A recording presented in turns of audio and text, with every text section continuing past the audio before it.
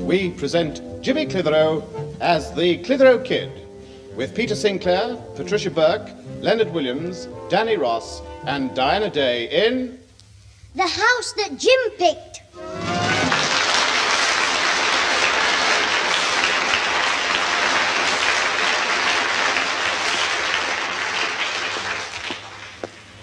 Oh, what a beautiful morning. Oh, what a beautiful day. I've got... Oh, Mr. Craythorpe, you big daft... Oh, you have got bony knees. How dare you, James? You ran into me. You might at least apologise. I'm sorry, Mr. Craythorpe, but I was running away from a mob of spud bashers. Spud bashers? Who are they? The kids from King Edward's. That school near you, they're a right lot of sissies. They have girls in their school in the same classes as the lads. Terrible, isn't it? Some people might like it. Don't be daft. If you're all sitting in the class next to girls, how can you have any fun? You are young, aren't you, James? Instead of throwing stink bombs, you'd have to throw bottles of crimson passion and lavender water. Worth 12 guineas a pong. Don't be silly, James. Anyway, sissies or not, they made you run. Yes, there was 3 of them, onto me and Ozzy. Oh, that's different. 3 on to 2 isn't fair. No, and they were big girls. James, surely 2 of the Black Hand gang weren't routed by 3 weak girls. Weak? They were using Ozzy for netball practice. Then 3 of them chased me until one broke a catapult. Her catapult? Yes, well, I think she had a catapult, because I heard her shout, "Wait for me, girls, my elastic snapped."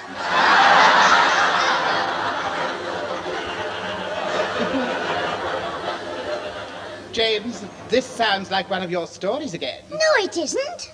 Well, what were they doing at school at 6 o'clock on a Saturday evening, you clever little boy? They'd been watching a hockey match, you daft home. Sorry, Mr. Craig. I think we'd better go in the house. So do I. Open up in the name of the law. There is no need for that, James. Your mother will get annoyed. Oh, I thought it was you, you hooligan. Susan, that's no way to talk to Mr. Craythorpe. Don't try to be funny. Come in, Mr. Craythorpe. Thank you, Susan. James, you are a little troublemaker. Go in the lounge, Mr. Craythorpe. Mother's in there with Mr. Whittle's father. Oh, old man Whittle's here. Good. Come on, Mr. Craythorpe. So there I was in the lighthouse with my mate injured, a storm raging outside and a ship heading for the rocks. Hello, the ancient mariner's at it again. Well, all of a sudden, you see, my mate shouted out. He shouted, the mate, he shouted, and the lights gone out, the lights gone out. There was only one thing to do. Put another bob in the meter. I had to get up and mend the light before the ship came too near the rocks. Up them stairs I dashed. Up the spiral staircase as fast as I could get my legs up in it. Up and round. And when I reached the top... He screwed his head into the ceiling. Jimmy, I won't tell you again. It was only a joke. Hello, Mr. Whittle. Hello, Mr. Whittle. So I examined the light. Hello, Mr. Whittle. And I found that the glass was cracked. It's not the only thing that's cracked. Hello, Mr. Whittle. Mr. Whittle. Oh, dear. Mr. Whittle. Oh, hello, Jim, lad. I didn't hear you come in. You're on my wrong side. Move round here. Okay, Mr. Whittle, how's this? Z Victor 1, are you receiving me? Yes, Inspector Jim, receiving you loud and clear on my good side. Inspector, we need help. Help. Please send 20 women. We need 20 women. No, Mr. Whittle. You mean we need 20 men. You ask for what you want, I'll ask for what we want. In workers' playtime, time today, you heard Morecambe and Stupid. My coat in there, Mother? Yes, here it is, Susan. Hey, what kind of skirt's that you've nearly got on? I'm going ice skating with Alfie. Everybody wears short skirts for skating. Oh, I'll bet Alfie Luke's a smasher in his. That's enough, Jimmy. Here's your coat, Susan. The skirt looks lovely. Thanks, Mother. Well, I hope you don't get it wet, because if that skirt shrinks an inch, you'll feel the draft round your neck. Jimmy, I've told you to cut it out. Don't bother, Mother. After all, he's only a child. Well, I'm off. Isn't Alfie taking it? I'm picking him up at his house. Oh. You know what he is. If I arranged to meet him at the ice rink, he'd probably finish up waiting for me at the cinema. Well, bye, everyone. See you later. Bye-bye, Susan. Bye, dear. Yes, well, I think I'd better be off now as well. Oh, no, you're not going without a cup of tea. Jimmy, put the kettle on. OK, Mum. Well, I don't want to put you to any trouble, Pat. Nonsense, it's no trouble to me. No, I'm putting the kettle on. What? I'm just going to put the kettle on for tea. When I get a couple of drinks on a Saturday, Glasgow belongs to me. Should I make some black coffee? Father, Mr. Whittle, you haven't been drinking already, have you? No, my dear, but we'll be celebrating the new. It's not booze, Pat. We're drunk with happiness, intoxicated with the joy diviva, as the French say. Pat, I've got 8 draws on my football pools. Oh, Father, that's wonderful. Grandad, you mean we'll be rich? Oh, think what we can buy. A pony for me, a mink coat for me mum, a kookery boot for Susan. Now, just a minute. Oh, I'm not forgetting you, Grandad. You can have a gold-plated sporran. Ah, look now, it won't be a fortune. There's too many draws on the coupon. But I should get £200 or £300. Well, congratulations, Mr. Sinclair. Thank you, Theodore. Now let's all have a wee drink to celebrate. We brought some stuff with us. Right you are, Father. Jimmy, come and help me carry in some glasses, son. OK, Mum. Hey, if we are going to have a party, shall I hide Grandad's bagpipes? Well, this is wonderful, Mr. Sinclair. I say, if you get £300, you'll be able to move to a new house after all. New house? Yes. Well, you've often talked about getting Mrs. Clitheroe a modern house if you came into money. Ah, well, maybe you're right. I suppose we could move. Yes, Pat would like that. Yes, I owe it to Pat. Here we are. Have a glass, everyone. Sir, Pat. Here, Dad. Cup for the glass. Yeah. Oh, I must have had a little nod off. Is tea ready then? Never mind tea. Here's a glass. In a glass? Are we having that Russian tea? I wish you'd listen, Dad. People will think you're molting. Oh, I don't know who's the worst between the two of you, Harry. Anyway, Pat, I was just thinking, you know, if I get enough money out of this, I'm going to see about moving to a new house. Moving? Yes. You know, you've always said it would be nice for the children. And you'd like a modern house. Yes, well, yeah, I suppose it would be better. I mean, oh, that's very nice of you, Father, but... No buts, Pat. I want the best for you. And for the kids. Yes. What was that, Grandad? I was saying if I win enough, we'll sell this house and move. Move from here? That's right, Jim. It's something your Grandad has always said he would buy if he could afford it. Well, I'm not going. What do you mean? I don't want to live in a pub. I'm talking about buying a new house. Oh, that's smashing. Hey, I know the very place. Remember, Grandad, we saw it last week after the match. What's this? A house for sale overlooking the football field, and it's near our school as well. We can watch the match free every Saturday. And I needn't get up in the morning till 8:30. That's no good. Get away. If you don't want to watch the match yourself, you can let the room off. We're not living in that area. Anyway, that was only a 3-bedroom house. We need 4. Oh, heck. I forgot about our Susan. Hey, when we sell this house, couldn't she stay here as a lodger? Don't be ridiculous. Look, we'll decide where we want to live. But, Mum... Don't argue. Go and see who's at the door. All right, I'll go. All right, I'm coming. Hello, Jim, it's me. Wait a minute. I know that voice. Those tight jeans. That look. Adam. You cut it out. I'm dressed to go on the ice. You look ready to go on the slab. Never mind the comedy. I called to collect your Susan. You're too late. Another ragman got her for a bowl of goldfish. Hey, I'll thump you in a minute. You go and tell Susan I'm here. Come in. It'll cost you fourpence. I'm giving you nothing. Susan! Susan, have arrived. Alfie, she's left. You'll need fourpence to ring her up. She's gone? What of all the rotten tricks? She said 6:15 on the dot, so I gobbled me tea and it was kippers and a bone stuck. My mum said 2 bread, my granny said drink milk, and I didn't. My dad slapped me on the back, I nearly drowned the cat. Susan said 6:15 at our house, and here I am, dead on time at your house. Yeah, so what, does she... Oh, like I've done it again. Oh, I'm off to her. Oh, wait a minute. If you go there now, she'll be on her way here. Oh, you're right, we might miss each other. Yes, you could keep passing each other until by the time you met, you'd be too old to care. Yeah. But I think I better wait for her. But mind you, she might not want to see me again after this. Don't worry. Come in the other room here and I'll tell you how to get in her good boots. Yeah, I have just thought of something. She might forgive me if I went out and bought her some flowers. I should put it towards the cost of a wedding ring. A wedding ring? Yes, you are going to marry our Susan, are you? Marry Susan? I've thought about it, but I never know how to go about it. Oh, it's easy. You can see it on Compact every week. Oh, yeah, I don't watch Compact. There's lots of fellas want to get married, you know. There's one in tonight's paper in the personnel column. Somebody called Tom. Who's he? Some bloke. He said he wanted to meet somebody with a view to getting married. Yeah, but she might not want me. I mean, she might not think I'm the right one. Of course she will. Grandad told her the first time he saw you. He said you brought the right one home this time.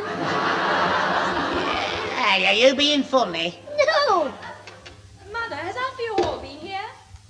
She's here, Alfie. Now do your stuff. Susan, dear, your Alfie's waiting for you in here. Oh, is he indeed? Yes.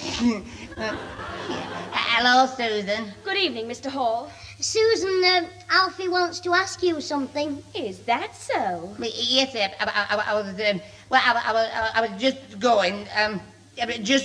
Good. Jimmy, show him the door. Oh no! I wanted to ask you. Well, that is. Well, would you like to? If we were to, have you ever thought that 2 can live? Well, I wondered if.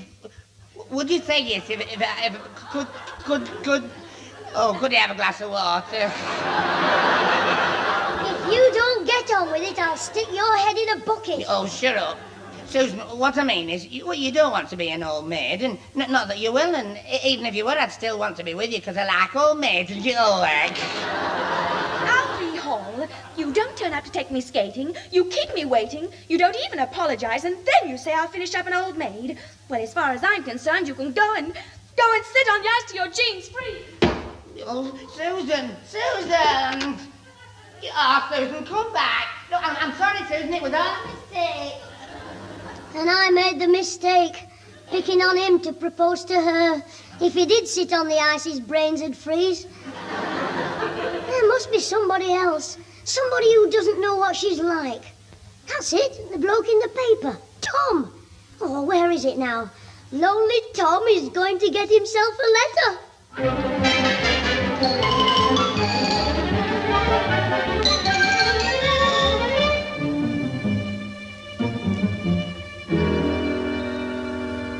Now, there you are, Harrison.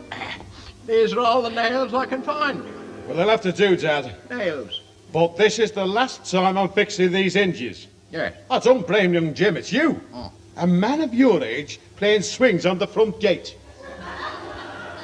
It's Junivile. That's what it is. Junivile. You must be crackers. What was that, son? You're on my bad side, you see. I can't... Oh, what's the use? I'm wasting my time. I'm talking to myself. Talking to yourself, you must be crackers. Anyway, I'll leave you to it. I'll just go and put the kettle on. Sometimes I wonder which of us is the daftest. Oh, well, I better get weaving. I took a Judy along a jigging. She'd never been down before. I said, what about... friend? Hello there, Wack. Ow! Oh, me flaming finger! Fancy shouting when I'm hammering. I don't even know you are, you daft devil. Oh, you ruddy welcome. I'm the vicar's new curate. You ruddy Well, welcome to the parish, Your Grace.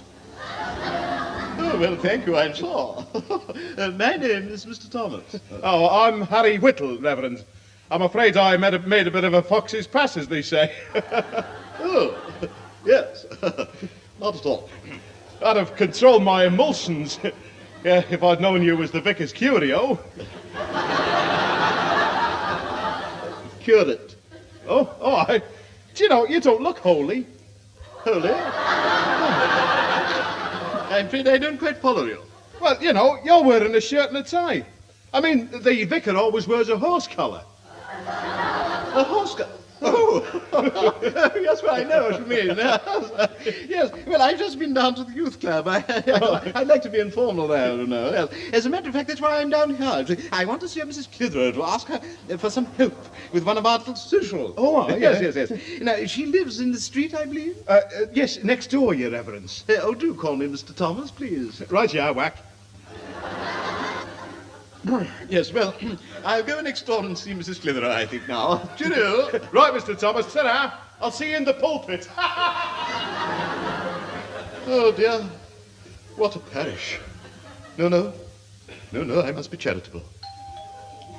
But I must tell the vicar the one about the horse collar. Hello. Oh, hello, young man. This is Clitheroe's, isn't it? That's right, Mr. Thomas is my name, yes. Would you ask if I may come in? Oh, yes, come in, Tom. You've lost no time in getting here, have you? Well, I don't quite understand. You couldn't have known that I was coming? Oh, no, but I hope you were. Oh, well, that's very nice, oh, my word, yes. Well, now, could I see the good lady of the house? Oh, she's out twisting at the pally. She does the twist? Do it? Her boyfriends call her Jelly Hips Clitheroe. Really? Well, I must say that I'm rather surprised. Oh, if you like dancing, she's the one for you. She'll have you jiving till your braces bust. I do not dance. Did you say she has boyfriends? More than one? Oh, yes, she'll have to get cracking, you know. They're always driving up to our house. Sometimes we have a queue. In fact, we're thinking of putting up parking meters. Oh, this is dreadful. Mind, she packed up with one of them on Saturday, so you've come at the right time. I think I have. I should speak to the vicar about this tonight. Oh, you are a fast worker, are you, Tom? My name is Thomas. OK, well, if you'd like to wait, Thomas. Mr. Thomas. Oh, she's got a posh one here. Now, look here. When will your mother be in? I think I should speak to her before I see the vicar. Oh, it's me Grandad you'll have to ask first. Anyway, while you're waiting for them, there's some of her photographs in the drawer here. Come in and I'll get them. Well, look, it's not her photograph I wish to see. Well, it'll fill in the time. Come on. Very well, but I can imagine what sort of person she is. Here you are. Sit down and look at them. The ones in the bikini were taken at Brighton. She wears a bikini? Here, take them while I answer the door. I have no desire to see them, thank you. A bikini, indeed. Oh. Hello, Jim. Is Susan in? No, she's out. Oh, well, can I come in? I must see you. Well, we haven't slept for 2 nights.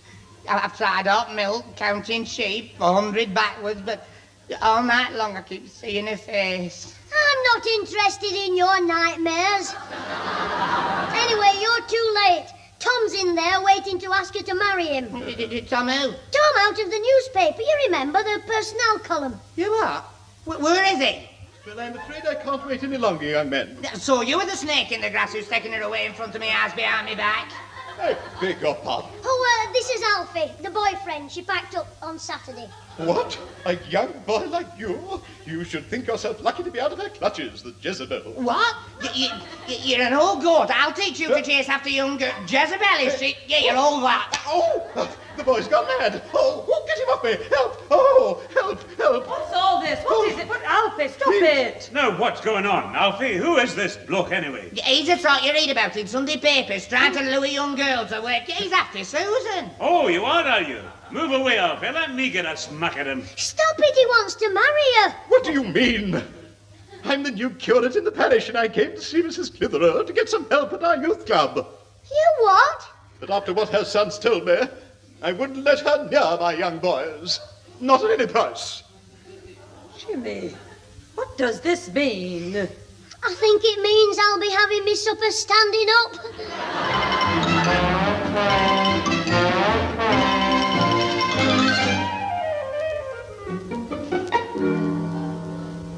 Well, James, have your mother and grandfather forgiven you for last night's performance? I don't know for sure. Do you mean they're not speaking to you? Oh, they talk to me like a dog. Come here, go there. Bed, sit. Well, you were rather silly, and it was naughty to write that letter to Tom, whoever he is. Oh, hello, Theodore. I'm glad you're here. Hello, Mrs. Clitheroe. I brought that book round I promised you. Hello, Mr. Sinclair. Hello, Theodore. Hello, everybody. Mum, Grandad. Huh. Hello, indeed. I'm sorry about yesterday. Honest, I am. I'm sure he's learned his lesson. Oh, all right. We'll forget it. Good old Mum.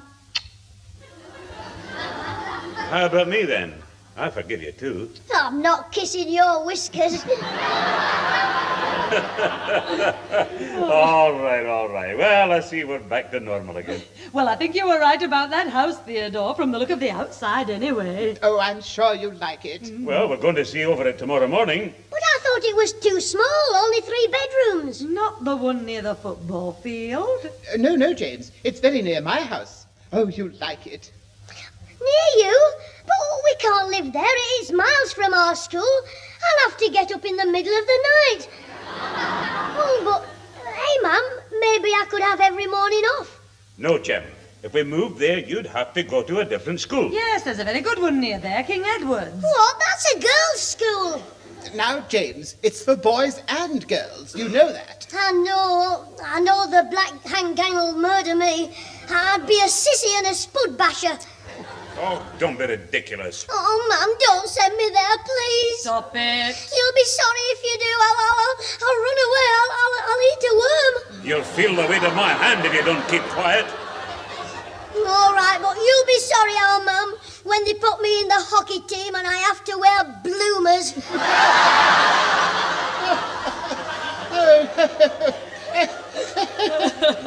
James, you are a silly boy. Mrs. Clitheroe, have you got the key of the house? No, we'll have to get it from the estate office in the morning. Oh, no. That would waste an hour. They'll still be open now. I'll drive over and get it for you. Well, that's very kind of you, Theodore. Not at all. A pleasure. Mr. Cleethorpe, could you give me a lift to Ozzy's, please? Yes, of course, James. Don't be so lazy, Jimmy. Wait a minute, Theodore. Yes? You could give the key to Jimmy and he can bring it back. Yes, that's what I thought, Mum. Okay, then. But don't you try and lose it. We could always get another one, you know.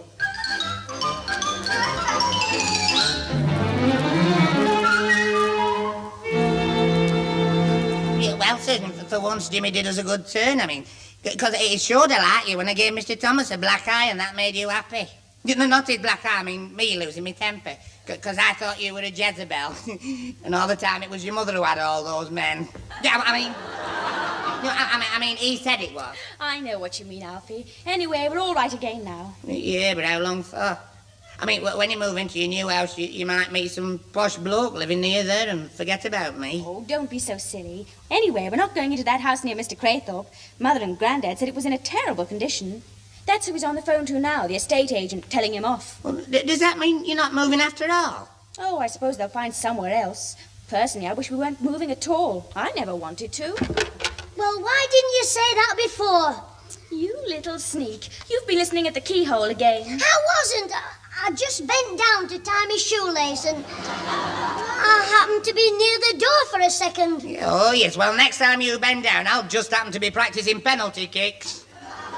That's gratitude for you. It's only 2 minutes since you told her how I'd done you a good turn. I thought you only bent down for a second. It just shows you how time flies. You'll fly in a minute, out on your ear. All right, Father, calm down. Calm down. He's lucky we were on the phone, or I'd have clouded him with my crummock. What's wrong, Grandad? That estate agent. He practically accused me of being a liar.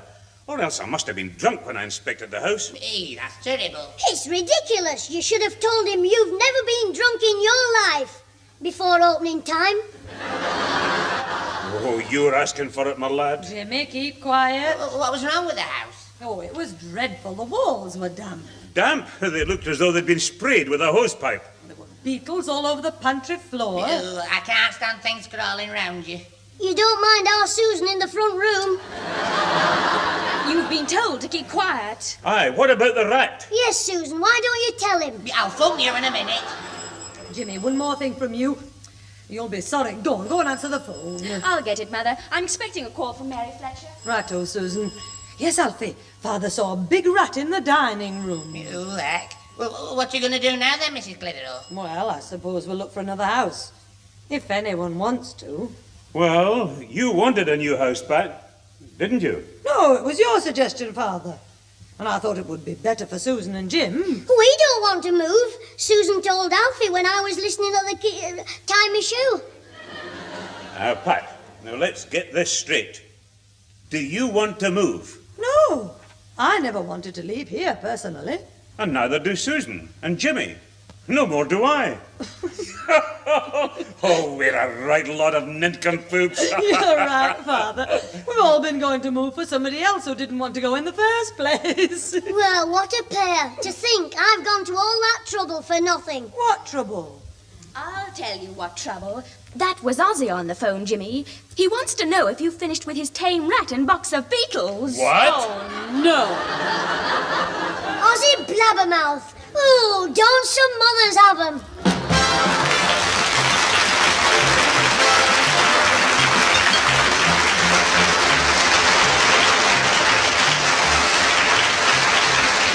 Those involved with the Clitheroe Kid this week were Peter Sinclair as grandfather, Patricia Burke as mother, Leonard Williams as both Theodore Craythorpe and Harry Whittle, Danny Ross as Alfie Hall, Derek Guyler as both the curate and Old Man Whittle, and Diana Day as Susan.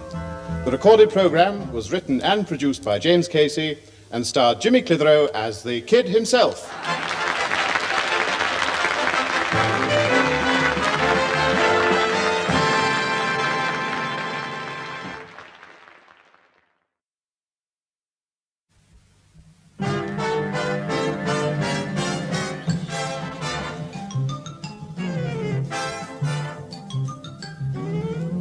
We present Jimmy Clitheroe as the Clitheroe Kid, with Peter Sinclair, Patricia Burke, Leonard Williams, Danny Ross, and Diana Day in...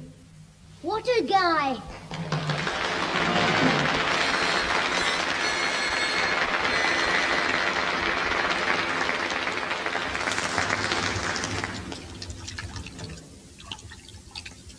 That's better, Jim. After a hard day's work, you can't beat a good wash down in the old sink with your braces dangling. Hey, what's that funny noise, Mr. Whittle? Is your tummy upset? No, it's the plumbing, Jim. It's that old. It's what they call antiquarian. Here, sling us that towel over. The one hanging on the gas oven door. Here you are, Mr. Whittle. Hey, this is a tea towel. That's all right, Jim. I've done all the washing up. Now, while I'm having a rub down, what was you telling me when I started me toilet? About the fireworks. I was telling you why I'd like to light a rip-rap and put it down Ozzy's gym shorts.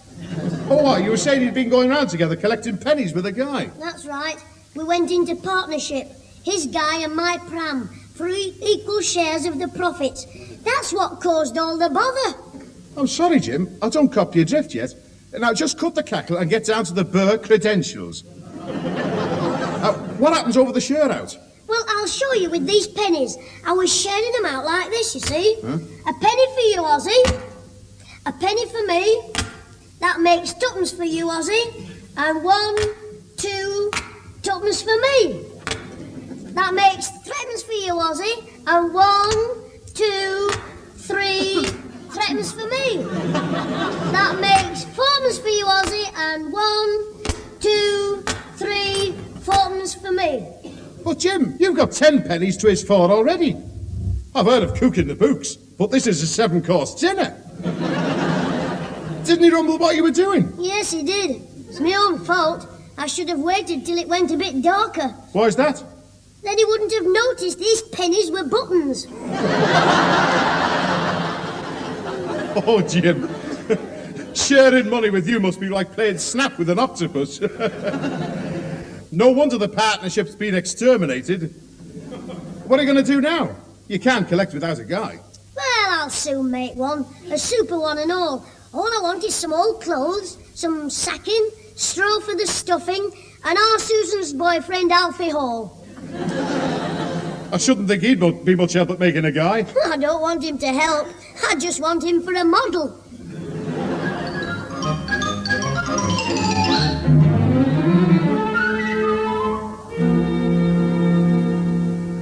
Another cup of tea, Theodore? No, thank you, Mrs. Clitheroe. I won't have a second cup. Oh, go on. There's plenty more in the pot. No, thank you. But I've noticed I'm putting a little fat on my pot. Round me. Oh, this is serious. We don't want you losing that slim, elegant figure, do we? Exactly. Oh, Mrs. Clitheroe, do you mind? Putting on surplus fat is no laughing matter. Oh, I know. Have you noticed father lately?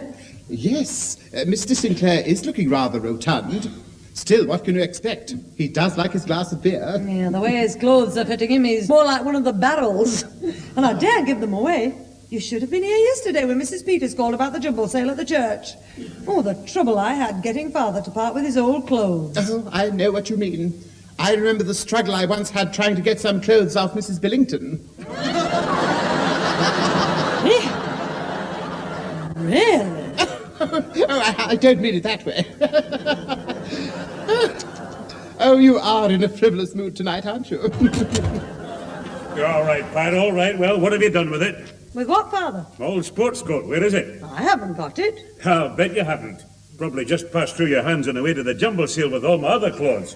I think I'd better join a nudist camp. Hello there, Mr. Sinclair. Hello, Theodore. Now look, Pat, I won't have you give my clothes away without my permission. I haven't given your coat away.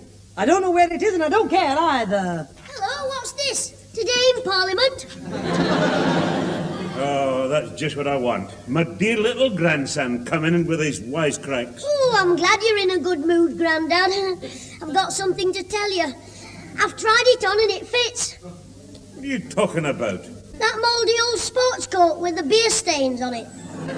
What? Jimmy, what do you know about that sports coat? It's just right for my guy, folks. What, you young rascal? I'll turn your hide off. Oh, heck, what have I done wrong now? Taking my coat without asking me, just for your stupid guy to wear. But, Grandad, it's only for a couple of days. You can have it back Tuesday morning, and I'll slip you some treacle toffee in one of the pockets. Now, don't try to be funny with me. Now, I want that sports coat back this minute. Right now, do you understand? Oh, all right, Grandad. But I didn't think you'd mind. I mean, Mum said you'd got a bit too big for it. Look, I don't want any comments from you about my size. You'll return that coat this minute, and you'll stop borrowing clothes for your guy. Now, do you understand? Oh, heck, does that mean you want your kilt back as well? My kilt? I thought you'd think I was clever making a guy that was different. I was going to call him Guy Mac Fawkes.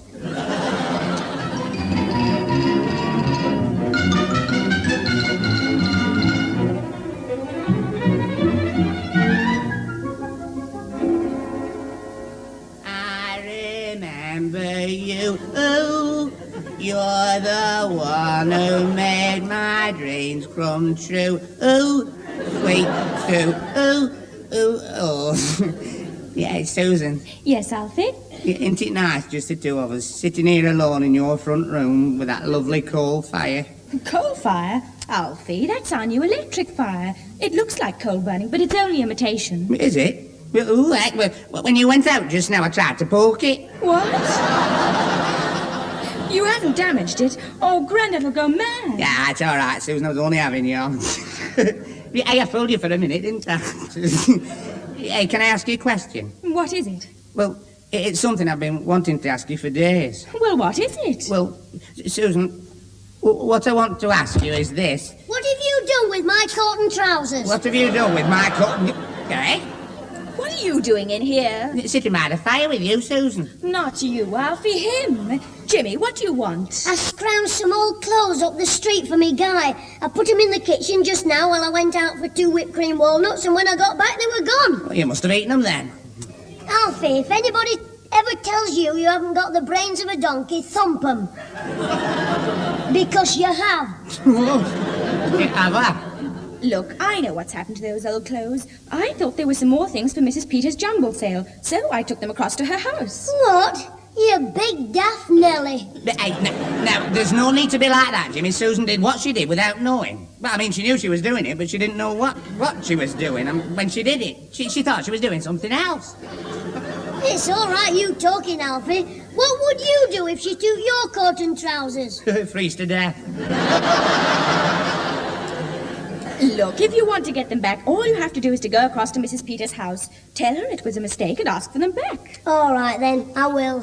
But be careful when you knock on the door. Little Shirley might answer it. And you're scared of her, aren't you? You what? The day I'm scared of a soppy girl, Grandad will start having his nights out in a milk bar. Oh, I think little Shirley fancies you, Jimmy. Oh, don't talk wet. Hey, Jimmy Clitheroe, you're blushing. I'm not. Oh, yes, yeah, you've gone all red. Thank heaven for little girls get bigger every day. Yes, and so does our Susan. What are you on about now? You in those tight jeans. If you get any bigger, you'll need a shoehorn to put 'em on and a potato peeler to get 'em off.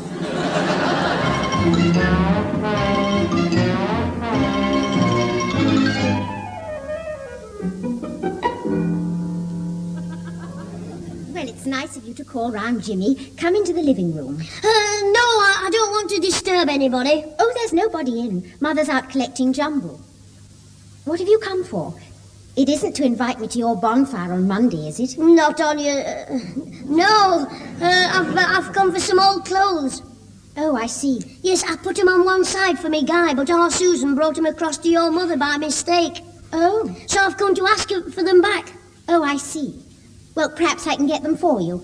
All you've got to do is ask me. Oh, good. To your bonfire. Oh, heck. Look, Shirley, I can't invite a girl to me bonfire. I'm in the Black Hand Gang. If Ozzie and Charlie Thompson knew, they wouldn't half give me what for. Well, who cares about them? I don't. You would do if they hung you on the school railings by your trousers. They did that to you? Yes, and I'd have been there yet if my buttons hadn't snapped. Oh, because I walked out of singing practice with a girl. Oh, you went out with her, did you? I had to. We both put our hands up at the same time.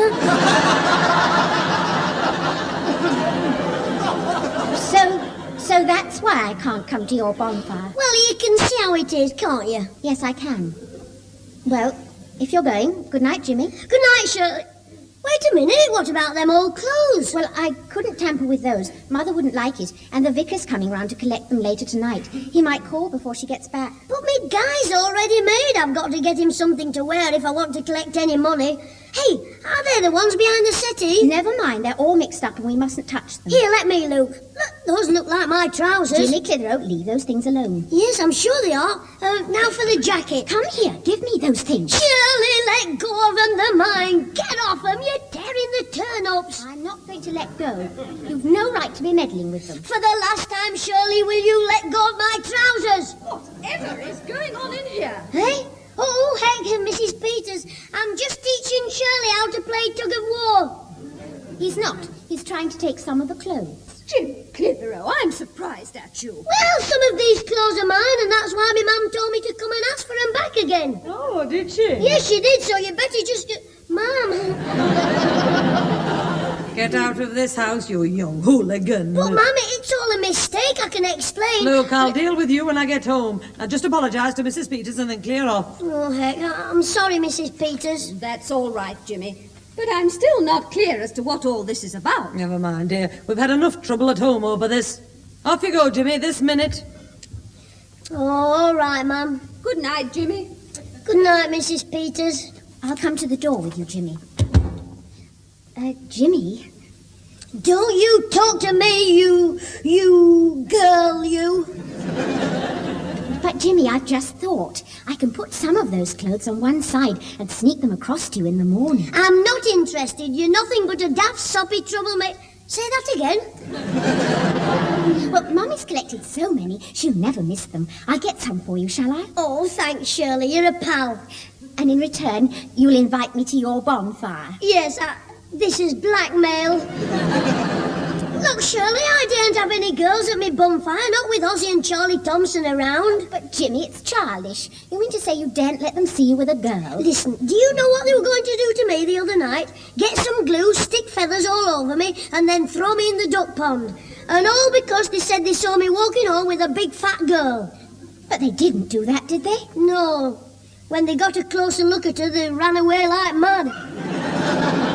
She must have been a big girl to scare them like that. Big girl? It was me Grandad with his kilt on.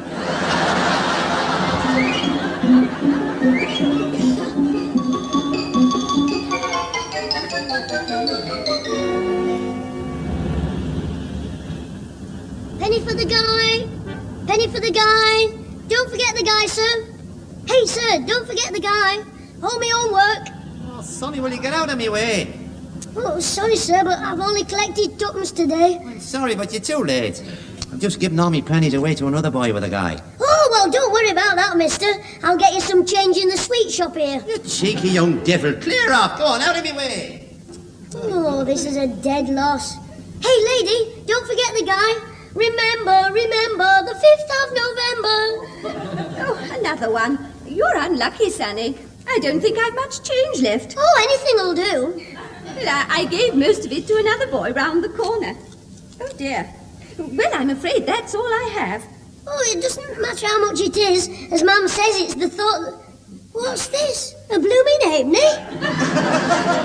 Well, if you don't want it, Oh, I'll that's have all it right, lady. I'll have it. Bye-bye, then. If I see you tomorrow, I'll give you another contribution. Ooh, marvellous. Then I can get weighed. Hello, Jimmy. Having any luck? Yes, plenty, and it's all bad. Everybody I asked say they've just given all the money to somebody else. At this rate, by Monday, I'll be lucky if I can buy a share in a box of matches. It's hardly worth the row. What row? With Ozzie. When I came out, here he was on my pitch. Was he? Yes, but he was off round the corner quick enough when I finished with him. Well, you didn't hit him, did you? No, I never touched him. I didn't need to. I just picked up his guy, twisted his head round backwards, bent its arms, tied its legs round its neck, threw it on the pavement and said, "Right, Ozzie, you're next." Oh, Jimmy, you are terrible. I'll bet he's still running. Well, you'd lose your bet. He's round the corner collecting with his guy. Well, I don't care what... You what? You mean he's the one round the corner who's been getting all my money? How do you mean your money? The money I would have got if he hadn't been there. Right for you, Ozzie Higginbottom. Jimmy, what are you going to do? Ozzie Higginbottom. Bring that pram round, Shirley. We might make a few bob out of Ozzie when we're pushing him home in it.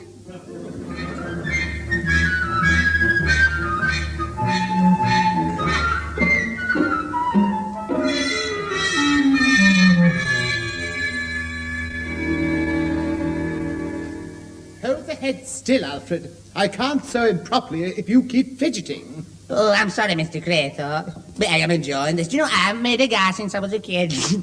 What do you mean? I made that guy. You're just repairing it. You what? Well, when you brought it back, all you had was an armful of straw and a heap of old clothes. Yes, Oswald Higginbottom certainly made a mess of it. To think he attacked you simply because your guy was better than his. I'm glad you didn't retaliate. Yes, well, I did sort of defend myself. Oh, yes, well, he struck you first, didn't he? Yes, he hurt me knuckles.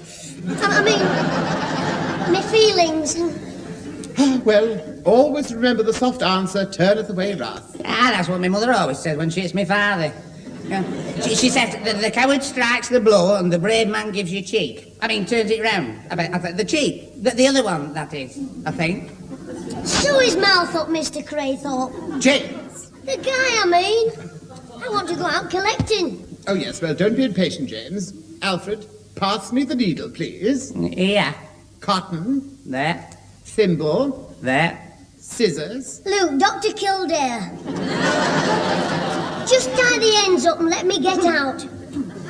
You'll find Jimmy in there, Mr. Higginbottom. I'll just go and get my mother. Thanks, Susan. And while you're at it, you better get an ambulance for him. Oh, heck, it's the 8 man. Clitheroe, I'm going to give you the hiding you deserve. Hey, now, just a minute, Mr. 8-man. Monkey... You can't come here hitting a boy. Oh, and who's going to stop me? I'm not sure. Mr. Craythorpe will. Nothing of the kind, James. Keep quiet now, James. Now, look, Mr. Higginbottom, can't we talk this over quietly and sensibly? All right, we'll talk it over. As soon as I've clouted this brat. Come here. Oh, help, police, he's gone mad. Send for the vet. What? Oh, help, Mr. Craythorpe, Alfie. Tell him he's a coward if he hits me. He's right, you're a coward. Oh, am I? No, not you. He means you should turn the other cheek. I haven't finished belting this one yet. Oh, let go, you big bully. Mr. Higginbottom, stop that. What do you think you're doing? I'm sorry, missus. I'm afraid I've lost my temper. Oh, Mum, he's broken every bone he may sit upon. You'd better have a good reason for this. Listen, my lad was minding his own business, out with his guy collecting for bonfire night, when this delinquent of yours comes dashing round the corner, swinging his guy round his head and starts bashing Ozzy with it. So, that's how your guy was broken. Is that true, Jimmy? Yes, he's got a hard head, you know. I mean, did you set on him first? Oh, that's not all. After that, he made Ozzy sit in an old pram for half an hour with a mask over his face. Well, I didn't want to frighten the people. What was that? I didn't want to fight it in front of the people. Look, Mum, Ozzy pinched my pitch. That'll do. I'm sorry, Mr. Higginbottom. You can leave this to me. Jimmy's grandfather will have a few words to say to him later on. Yes, and I know what they'll be. You must learn never to bully someone weaker than yourself. And he'll wallop 7 bells out of me.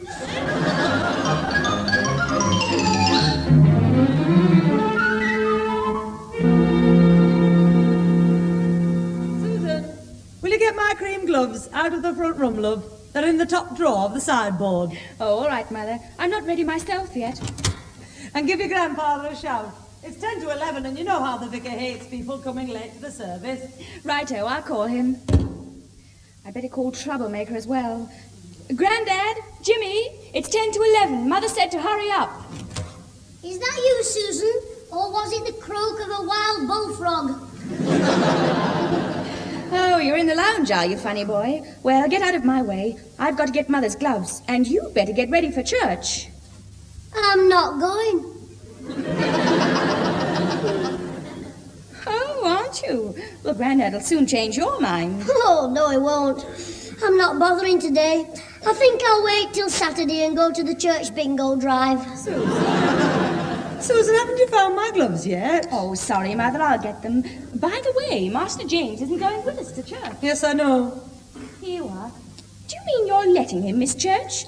If anybody needs a sermon, it's him. You can talk. You only go to church to show off your best frocks and to see how good-looking the new curate is. Jimmy, will you stop it? What's that young scamp up to now? He's being his usual horrible self. And what's more, he said he's not going to church. Is that so? Well, you'll be at the church with us in 5 minutes, my lad, or I'll know the reason why. Jimmy went to the children's service at 9 o'clock, Father. Oh, did he? Yes, I won't be with you in 5 minutes, and you know the reason why. All right now, all right, that'll do. I'd still like to know why he got up early. Usually you can't drag him out of bed on a Sunday. Oh, shut up, you. I bet he's taking that guy of his out again. Oh, no, he isn't. Jimmy, remember what I told you when Mr. Higginbottom was here? I know, ma'am. You said I mustn't go out again collecting in the streets. That's right, and don't you forget it. He wouldn't dare go out again. Now, come on, you two. We're late. Right, Father. Come on, Susan. Bye-bye, brother dear. Ooh, I thought they'd never go. Well, now to give Mr. Oswald Higginbottom the bad news. Come on, wake up, Big Tom. Hello, is that you, Mrs. Higginbottom? Can I speak to my pal Ozzy, please? Thank you. Hello? Is that you, Slobber Chops? No, I don't want to share your fireworks. By tomorrow night, I'll have more than you. I'll collect the money today. And I know you can't because you're going to your auntie's for the day. King Kong told us, your father. I know my mum said I hadn't to collect any more in the streets. I'm not going to. I'm going to collect in the park. Nah.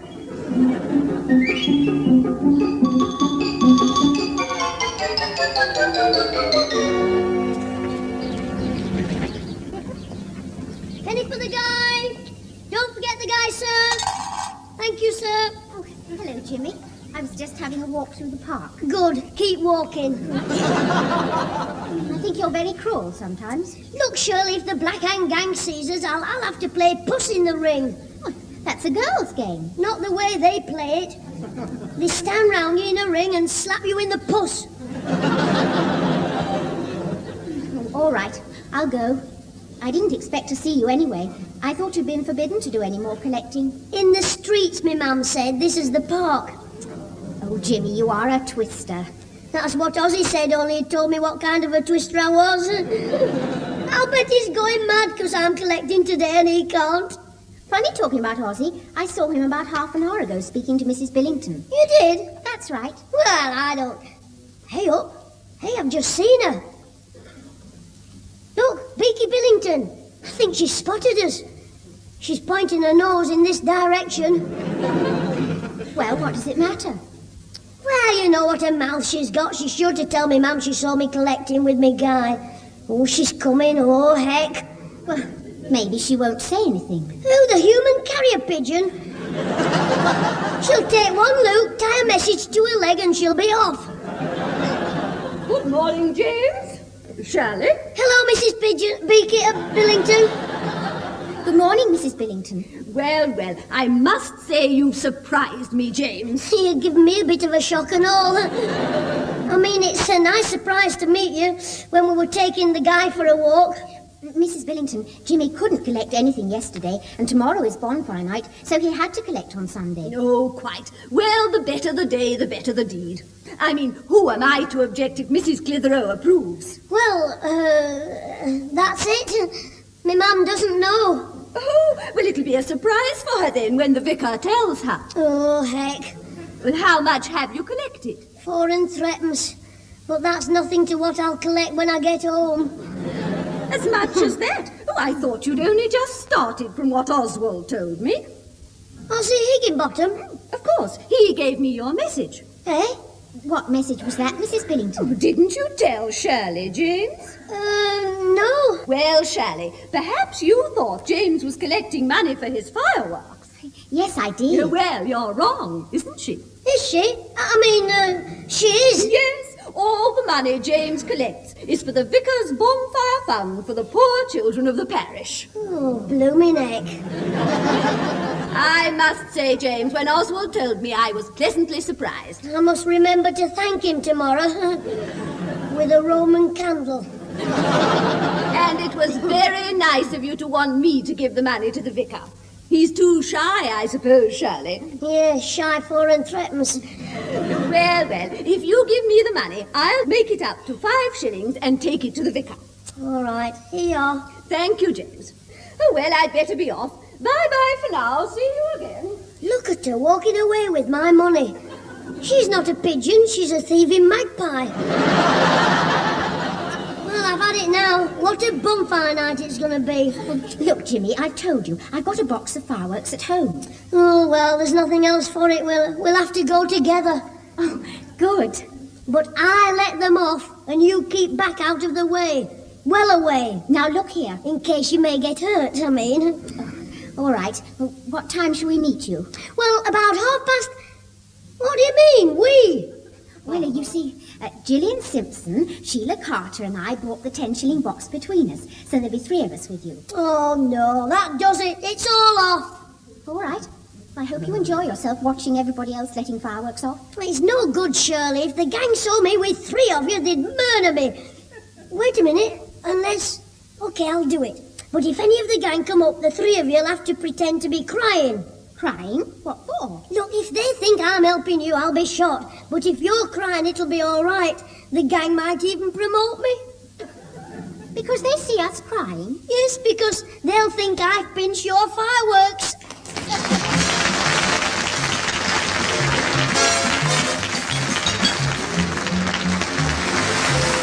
Those involved with the Clitheroe Kid this week were Peter Sinclair as grandfather, Patricia Burke as mother, Leonard Williams as both Theodore Craythorpe and Harry Whittle, Danny Ross as Alfie Hall, and Diana Day as Susan.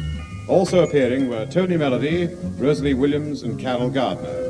The recorded programme, written by James Casey and Frank Roscoe, was produced by James Casey and starred Jimmy Clitheroe as the Kid himself.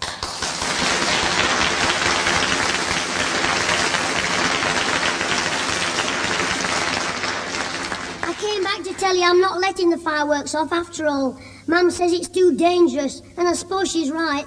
Mr. Craythorpe is going to do it for us. Hurry up, James. This should be a very pretty one. Righto, Mr. Craythorpe. So listen, kids.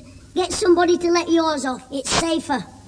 Oh, yeah, oh. But get somebody sensible like your dad. Ta-ra!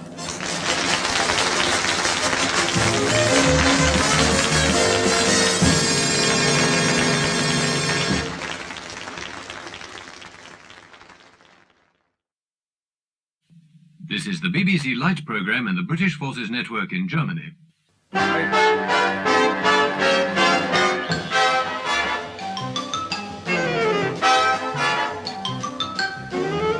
We present Jimmy Clitheroe as the Clitheroe Kid, with Peter Sinclair, Patricia Burke, Leonard Williams, Danny Ross, and Diana Day in... Sorry you've been troubled.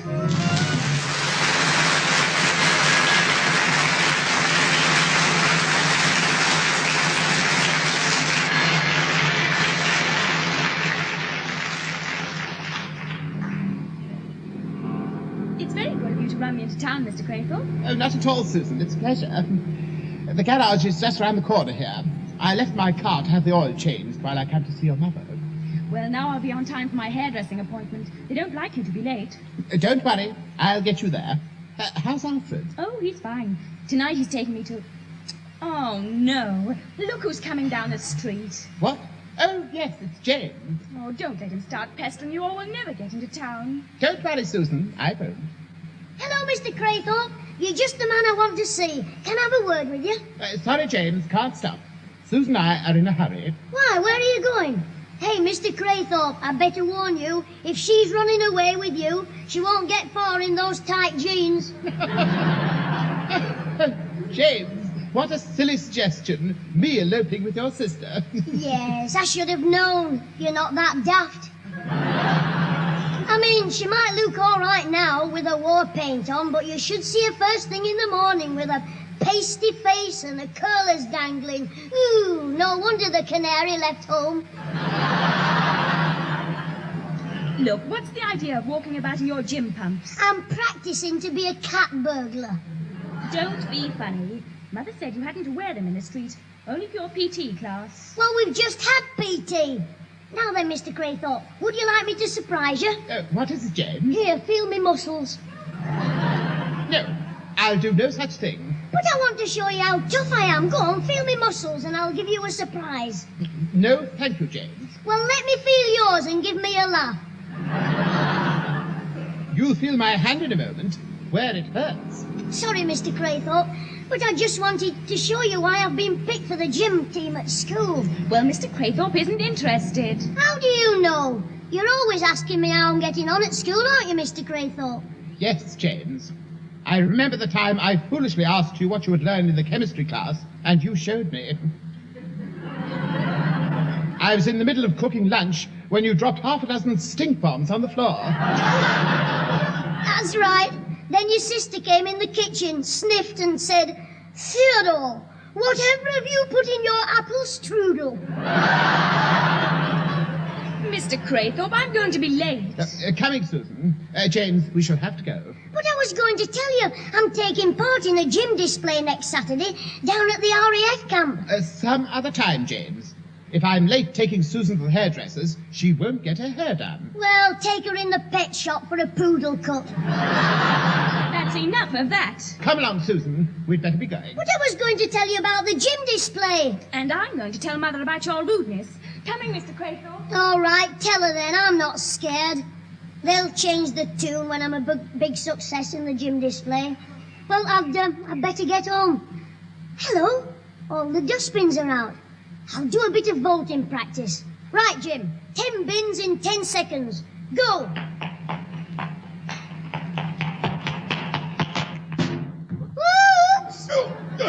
Hey, you watch where you're going. Oh, Heg. Sorry, mister. I didn't know you were coming from behind that van. Are you all right? You've winded me, you have. Got me smack in the breadbasket. Well, come on, what's the game, eh? Leapfrog. I was just vaulting over the dustbins. Well, the way you hit me, I thought you'd been shot out of a cannon. Now, look, Sonny, do you live down here? Yes, mister.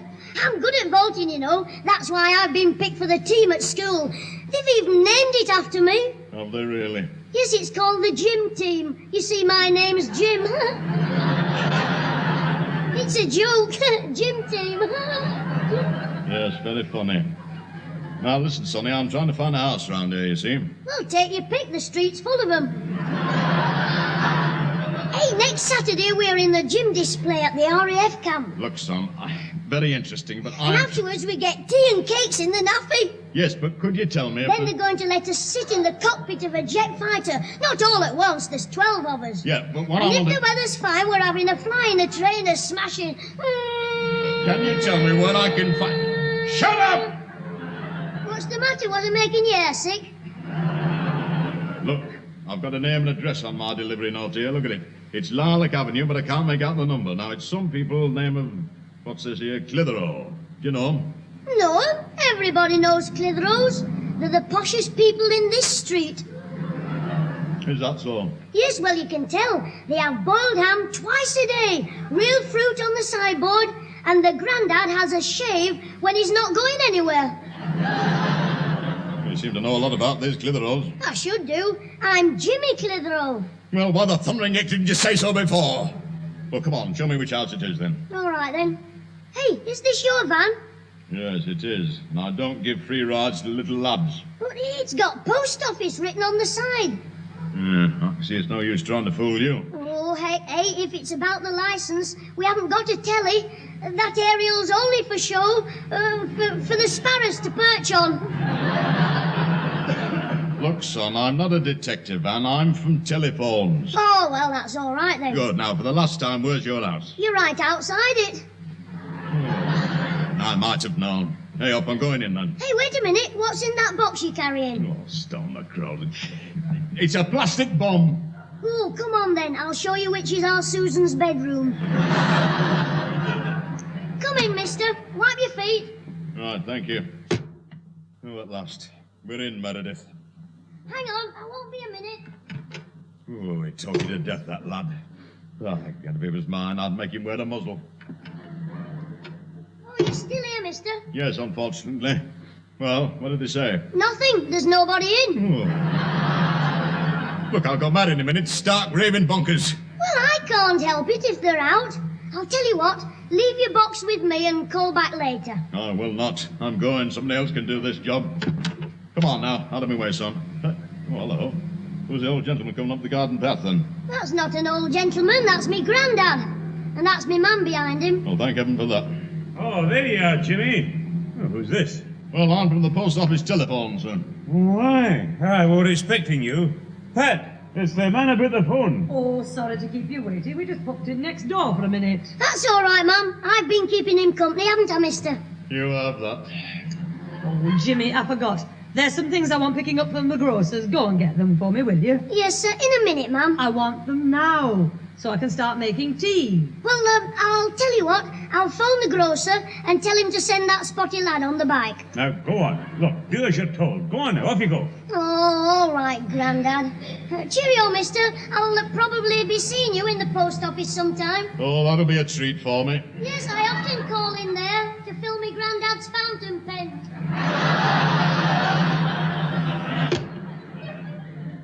No, then I'll see you keep your phone in the hole, and I'll just change it for your new one. You have brought the one we asked for, the white one? Yes, I have, Mrs. Yes. Now, I'll just get started if you don't mind. Do I have to pay you for it now? No. They just put it on your account. Now, if you'll just excuse me. We don't know very much about this new subscriber dialing system. Is it very complicated? You'll find all you want to know in this book, sir. Now, I'll just disconnect your other phone. They tell me you have to be very careful with the trunk calls because you don't hear any pips. Is that right? Yes, it's all in the book here. And how about the local calls? Are they still the same? It's all in the book, Mrs. Now, I really must get to work. I'm behind as it is, you see. Oh, I'm sorry if we're holding you up, but we have to ask these questions, you know. Oh, I don't mind. I'm used to it. I've just had half an hour and I've asked me another with your grandson.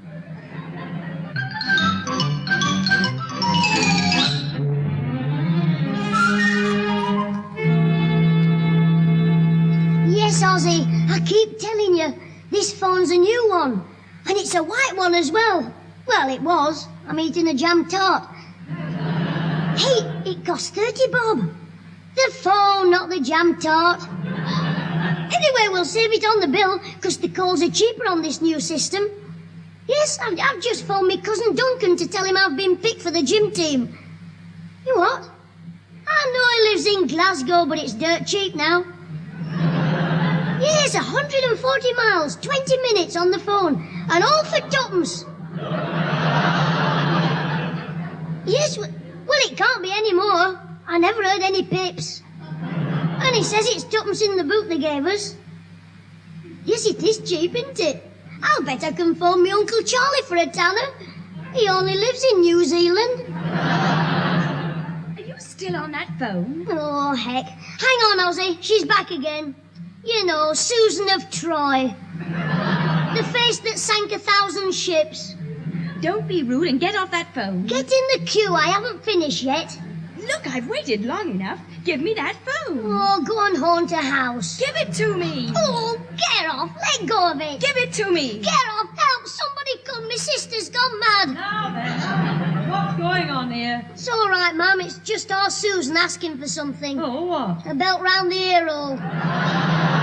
That'll do, Jimmy. Susan, what's the matter? Mother, you know I've got to go back and work late at the office, don't you? Yes, you told me. What about it? Well, I want to ring Alfie before he leaves work and tell him to pick me up at 8 o'clock. Well, nobody's stopping you.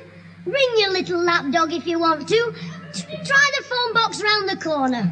Mother, he's been on that phone ever since you went upstairs. Nearly half an hour. What was all that noise about? It sounded like last orders at the pub. I wondered why you were in so quick.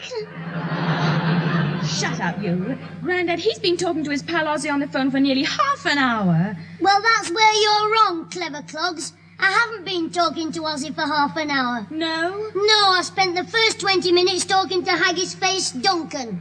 Who? Your cousin Duncan in Glasgow? Yes, so you were wrong, weren't you, sister dear? No. Wait a minute. Have you any idea what a phone call must have cost you just now? Yes, Grandad, tuppence. Tuppence? Yes, it's very cheap, this new system, isn't it, Mum? It must have been invented by a Scotsman.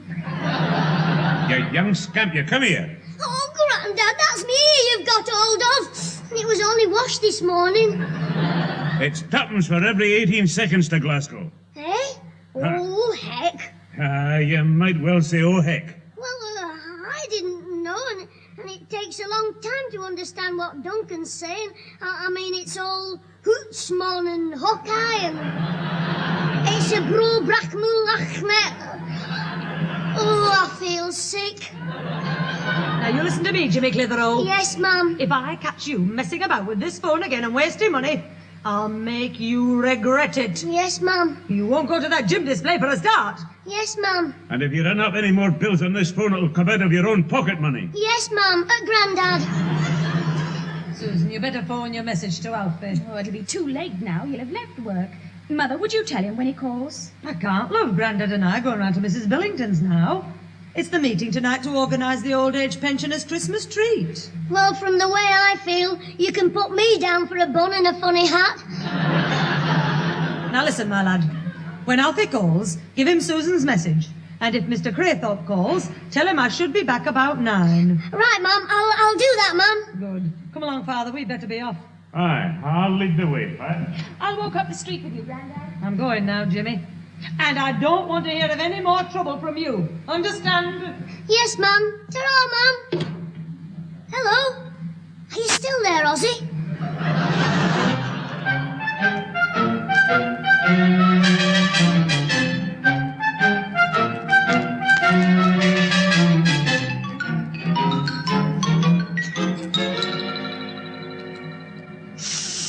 Breathe in. Breathe out. Arms raised. Arms lower. Now knees bend on one leg with arms outstretched. I'm down. Oh, I'm up again. What a daft place to leave the coal scuttle.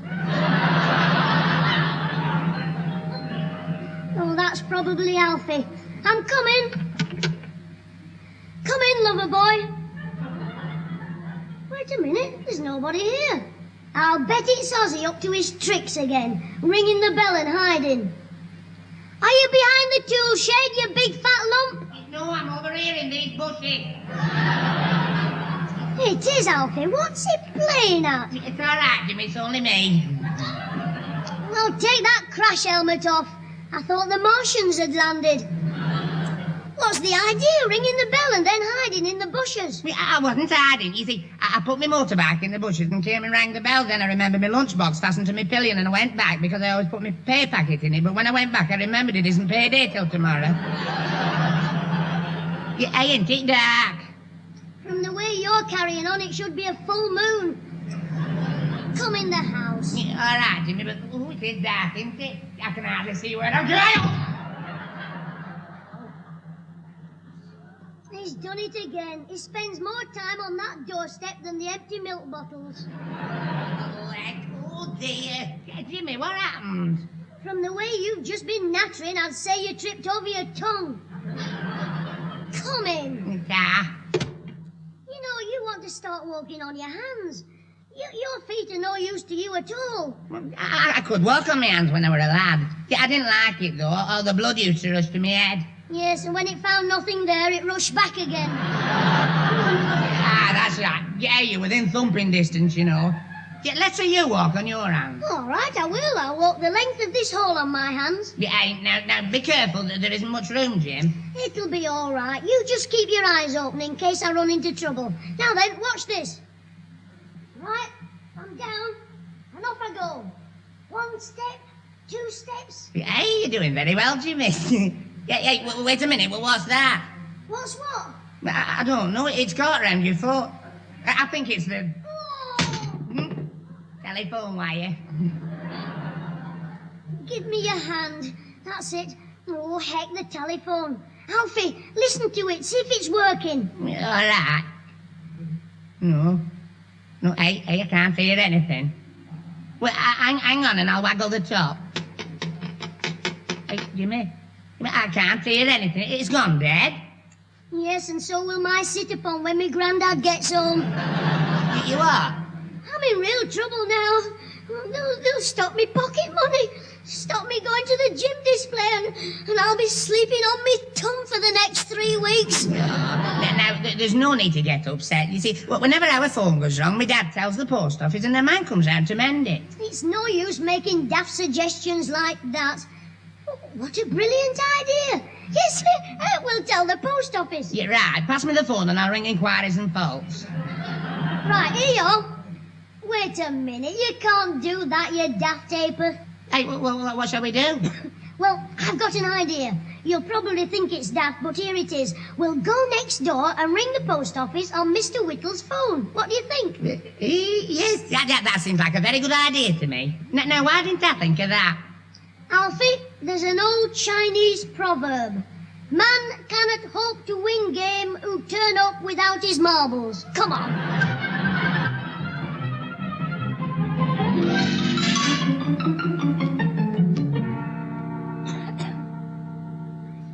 Oh, why doesn't Mr. Whittle hurry up? If he doesn't get through to the post office soon, he might as well dial 999. Yeah, but that's for police, fire and ambulance. I know. And if Grandad finds out about that broken phone, I'll probably need all three. Oh, come on, Mr. Whittle. Hurry up. Oh, here he is now. I'm afraid I can't get through, Jim. I've tried inquiries and faults. They're engaged. Well, I hope they'll be very happy together. Very funny. Anyway, Jim, I'll try again in a minute. Mr. Whittle, I'm in trouble up to my eyes in it. No, Jim. It's no use getting all pessimistical. Now, you've got to face up to life's problems with a smile. These things are sent to try us, as the two crooks said when they saw the magistrates. It's all right, you talking. It's me that'll have to face me Grandad. Oh, heck. I wonder if I should nip round to the off-licence for a peace offering. Are you in here, Harry? Oh, it's me old dad. We're going to the hot pot supper tonight at the old Comrades Club. What do you want, old-timer? Where's my clean shirt? I've put it in the oven. It's earning on number 3. Wearing my dungarees? No, I'm going in my best suit. No, I said it's a... Oh, it's no use trying to tell him. I'd only be flogging a brick wall. Look, I'll get his shirt, and then I'll try inquiries again, Jim. Yes, hurry up, Mr. Whittle. Why, Jim? Where do you want me to go? Nowhere. I'm talking to son of Mr. Whittle. Yeah, hello, Mr. Whittle. Yeah, I hear you're having another one of your nights out. Oh, yes, we'll be back for lights out. Yes. Oh, I'm very, very hot on that sort of thing. You had to have plenty of discipline working in a lighthouse, you know. But there, instead of being back for lights out, you had to be back for lights on. No, I think you misunderstood me. I was talking about the hot pot. The what not? No, we broke it up for firewood. Full of woodworm, you know. Worms. Wait a minute, I'll tell him on his good side. We heard you were going to the club for the hot pot supper. Oh, well, whoever told you that was pulling your leg, Jim? We're going to the club for a hot pot supper. Alfie, pass the white flag, I surrender. It's always a good do, the hot pot supper, yes. Well, you can tell how good it was last year, Jim, yes. It took 3 police vans to get us all home. Yes. Here is your shirt, Dad. I'll get it on while it's still warm. Thank you, Harry, yes. And here's the oven cloth. Just give your shoes a rub over. Hey? Oh, I don't want this. I've got a clean hanky upstairs. I shan't be long. Oh, he's a case, the old fella is. The more I live with him, the more I feel like that Cockney geezer with the old dad in Charles Dickens, you know, Sam Coster. No, you got it wrong. The one you're thinking about, he's Weller. Get away. I didn't know he'd been iller. Oh, don't some mothers have 'em. Look, Mr. Whittle, did you phone the post office? The post office? Oh, aye, Jim, I did. Oh, good. Come on, Alfie. We'd better get back to our house before the man calls. Just a minute, Jim. Don't be so impervious. I haven't told you what he said yet. Oh, go on. What did they say? Well, now, it seems the engineers have been very busy lately. They were undulated with calls after that indecent weather we had. Well, I didn't understand one word of that. What I'm trying to tell the lad is, they'll come and fix the phone with pleasure, but they don't think they can do it before tomorrow morning. Hey? Well, they've got to. Ring them again. Tell them if they don't come before Grandad gets home, he'll lay me on the floor and do a sword dance on me.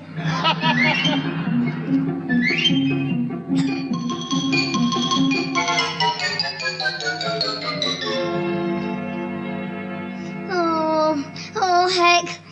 Oh, I'm fed up. Oh, dear. Alfie, what's the time? 9:15, Jim. Oh, Oh, they'll be home soon. What am I going to do? Alfie, for heaven's sake, think of something. Well, I am thinking of something. Good, what is it? You're Susan. Alfie, why don't you call at the police station and report the robbery? Well, what robbery? Somebody's pinched your brains. See, just look out of the window and see if there's any sign of a post office van. Yeah, right, though. Oh, yes, there is somebody out there.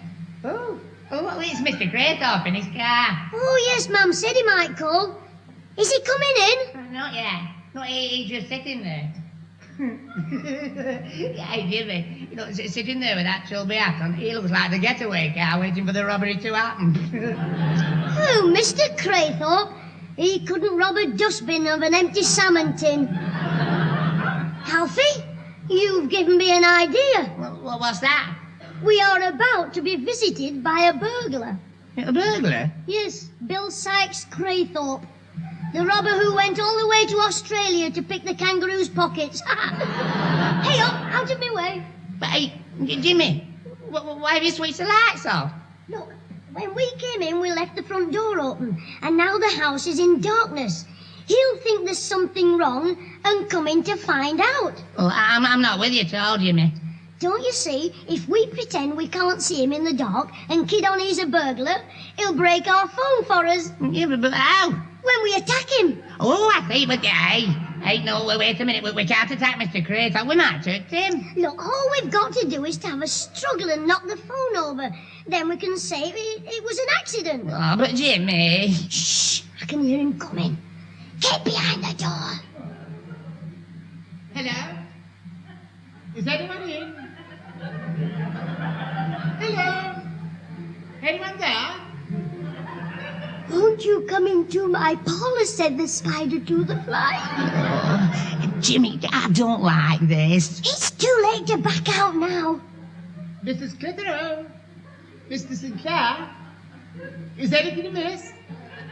He's in the hall. Right, after him. Oh, what's that? Oh, you burglar. Alfie, clout him with a hole stand. Let go of me, help!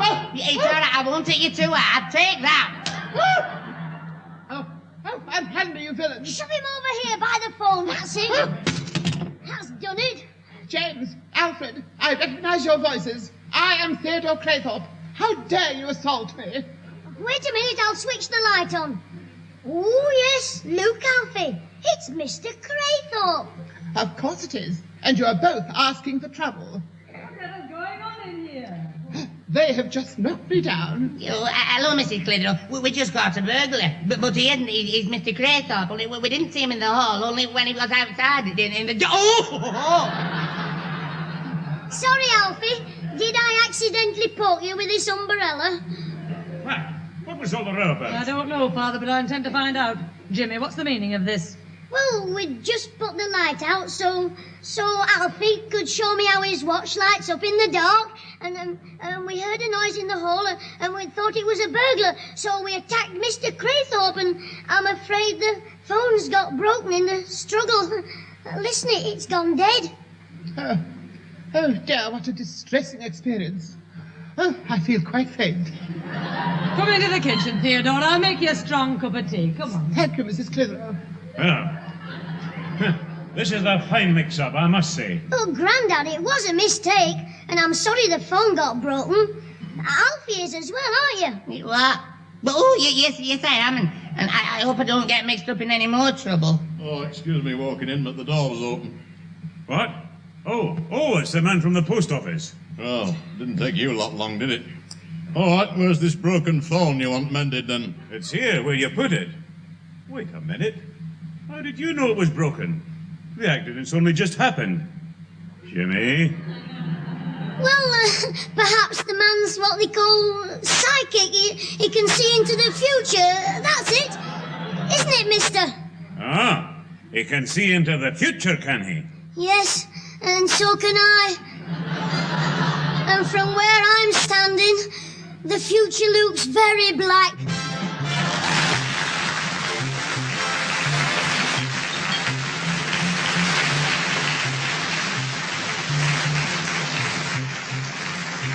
Those involved with the Clitheroe Kid this week were Peter Sinclair as grandfather, Patricia Burke as mother, Leonard Williams as both Theodore Craythorpe and Harry Whittle, Danny Ross as Alfie Hall, Derek Guyler as the telephone man and old Mr. Whittle, and Diana Day as Susan.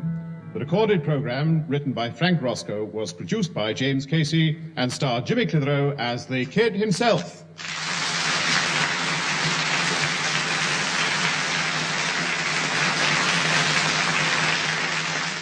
Well, it happened. I got spanked again. Grandad hit me so hard he got really worried. He thought he'd sprained his wrist. Yesterday he went fishing and missed the last bus back, so he tried to phone home to get somebody to go out and give him a lift. Well, there was only me in, and they told me I hadn't to touch the phone again, so nobody answered him. He's in bed today with a cold. Well, you'd have a cold if you'd had to walk 4 miles home in the pouring rain, wouldn't you? Ta-ra!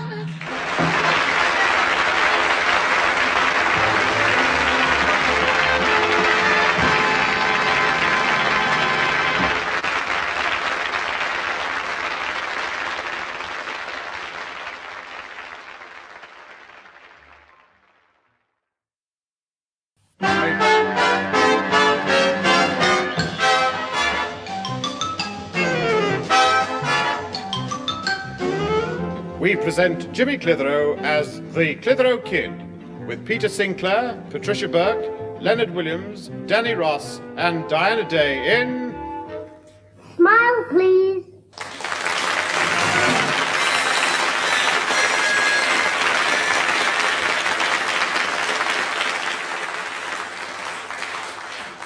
Now, let me see.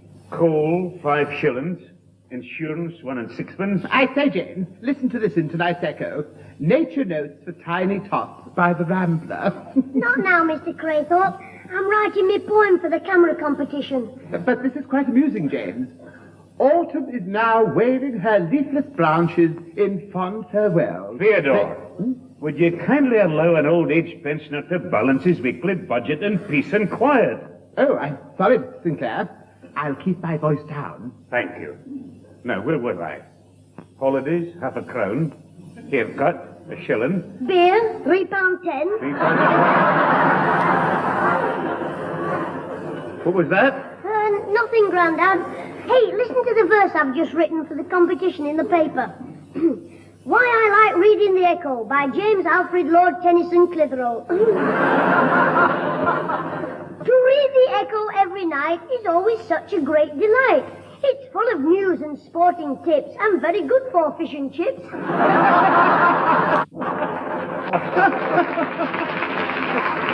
I say, it's most amusing. It wasn't supposed to be funny, Mr. Craythorpe. No, James, it's these nature notes. I say, Mrs. Clitheroe, have you read these nature notes by the Rambler? I know they're really only for children, but really...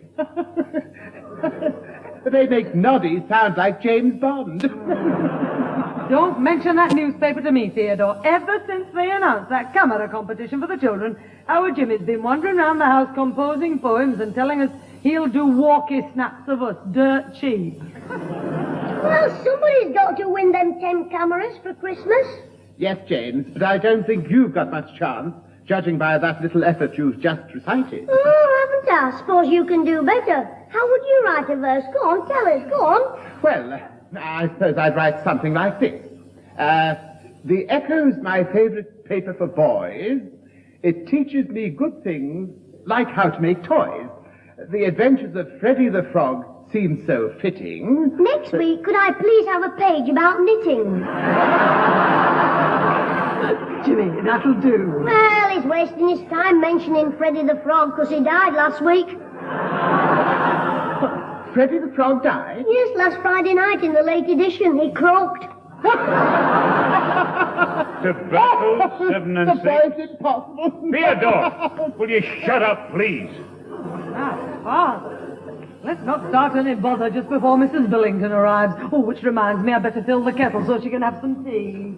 Mr. Craythorpe, pass me the nature notes. They might give me an idea. They'll give you a few laughs, that's for sure.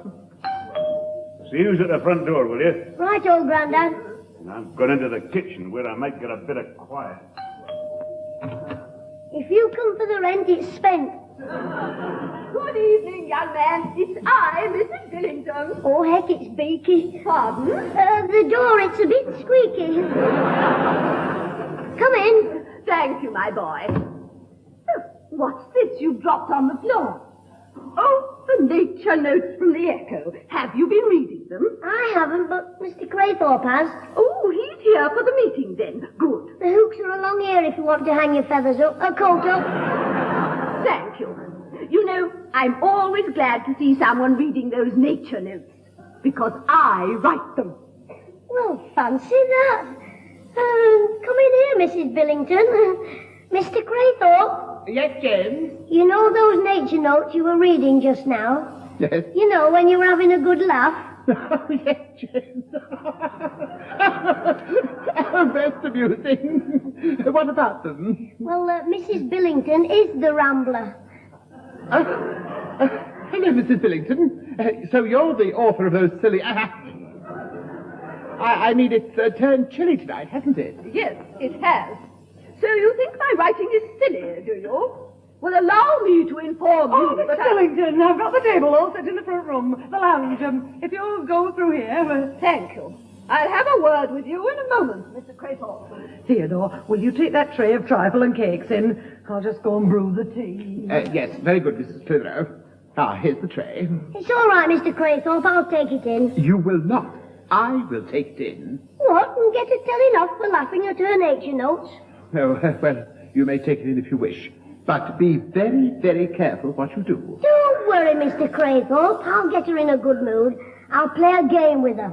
What game? I'll get her to hold her nose in the air, and then I'll play hoopla with these donuts. Oh, that boy.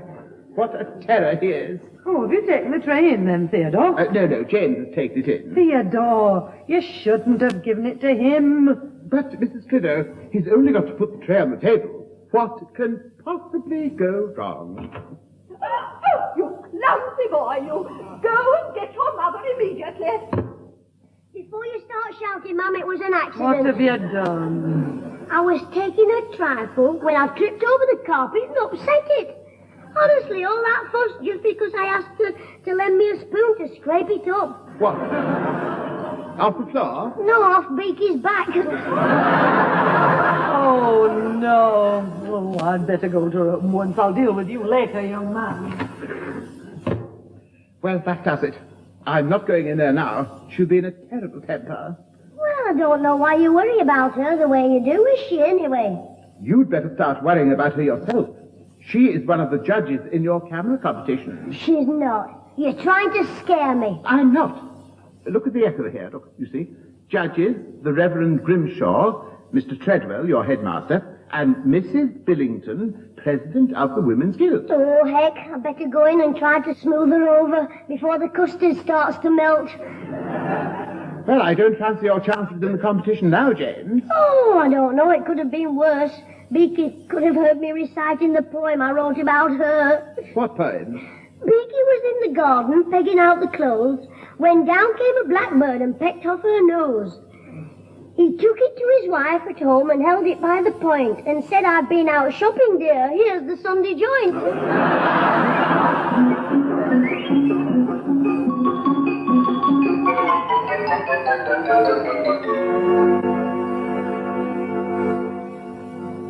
Well, Alfie, have you thought of any verses for me? Yeah, well, I made one up in bed last night. Listen, there was a young fellow called Lister who went to a dance with his sister. She wriggled her knees with a graces of ease, and now Lister's sister's a twister. What the heck's that got to do with reading the Echo? Well, nothing, but it's funny, isn't it?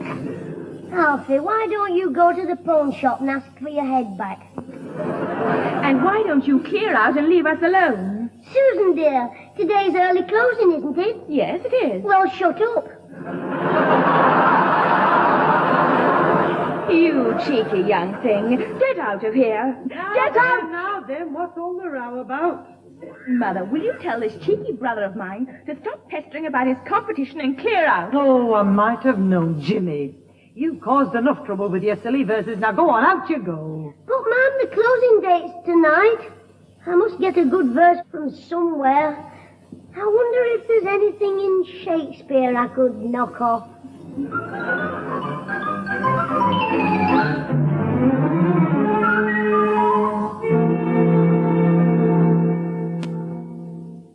You can't beat the snug for a peace and quiet, Pete. If there's one thing I like with me booze, it's a little bit of tranquilizer.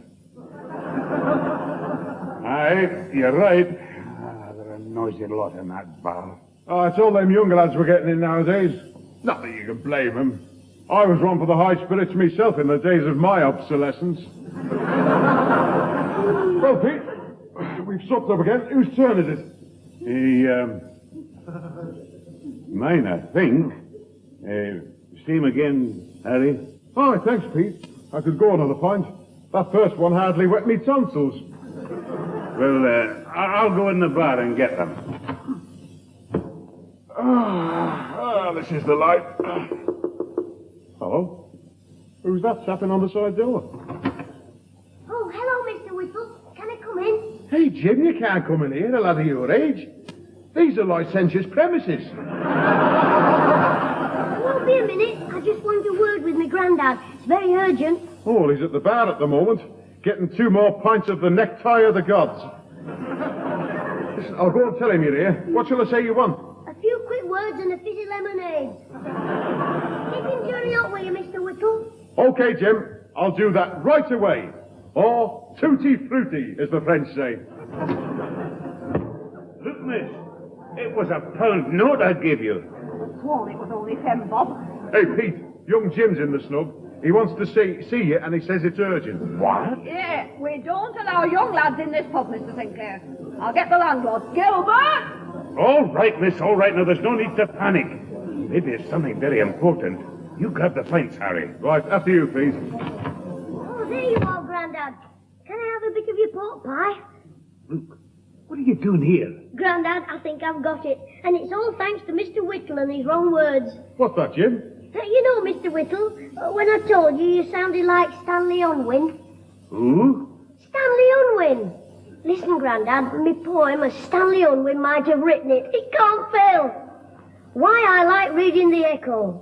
Read it, Echo, every night. Printy news and sporty right. Kiddie pages, Winnie votes with country tell it nature notes. Fabulous, isn't it? So you've caused all this bother just because you want me to listen to your poem? No, so you'll buy me a stamp to post it. What? You're getting no crumbs out of me, you young rascal. Oh, heck. Mr. Whittle. No, sorry, Jim. I couldn't let you have it. It'd upset your Grandad, and you know, he's easily offensive. Oh, heck, I've got to get the money from somewhere. I wonder if that one-armed bandit will take shirt buttons. Now, look, just clear out of here this minute. Jim, if I were you, I'd scarf her while your carcass is still intact. And find some other mug to give you the money. But who can I... Of course. I'll be passing his house on my way to the post office.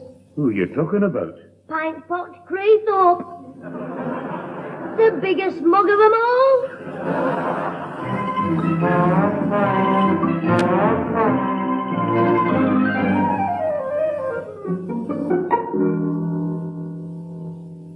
Well, I must go and dry the dishes, Father. Will you go and tell Jimmy to bring his homework in here, please? Oh, but Pat, surely he's better off where he is in the lounge. I want the lounge keeping tidy. Theodore and Mrs. Billington are coming round shortly. Oh, all right, I'll go and tell him. Thanks very much, Father. Incidentally, how long will it be before the 2 old hens arrive? Oh, Father. You're as bad as Jimmy. I'm expecting them any time. They're sure to be here within 10 minutes. Why? Oh, nothing, my dear. 10 minutes, eh? Well, if I hurry, I can be on my way to the Rose and Crown in 5. Oh, it's you, Grandad. Hello. Oh, have you finished your homework? No, but I don't want you to help me. The last time I got caned twice. Twice? Yes, once because you helped me, and once because you got the wrong answers. Ah, very funny. Hey, what sort of homework's that? I haven't started my homework. These are some photographic books I borrowed off Ozzy. I'd have thought you and him had a fight on the way home. We did when he found out I borrowed them. Look, it tells you all the things you can buy to develop your own pictures. I'm starting tomorrow. Jimmy, you've only entered the competition. You haven't won it. Oh, it's in the bag. I'm bound to win one camera out of 10. Oh, you're always the same, counting your chickens before they're hatched. Oh, you're a fine one to talk. What about the football results on the telly on Saturday night? What do you mean? Before you've got 4 draws on your coupon, you've bought 2 greyhounds, a racehorse, and made a takeover bid for a brewery.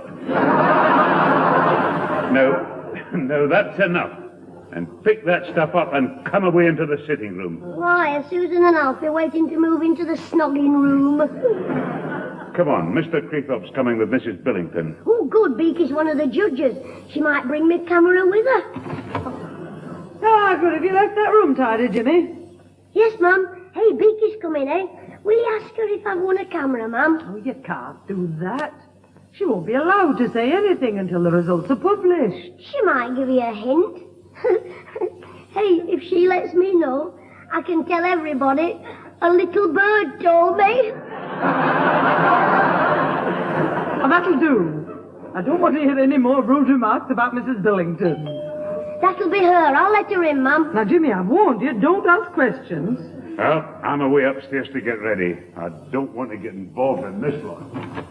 My, you are looking pretty tonight, Mrs. Billington. Oh, thank you, Jane. I am not Mrs. Billington. She's just coming apart. Sorry, Mr. Craythorpe. Come in. Hello, Mrs. Billington. Hello, indeed. Is your mother in? Come in, Mrs. Billington. Theodore. Take them in the lounge, Jimmy. I'm just making a cup of tea.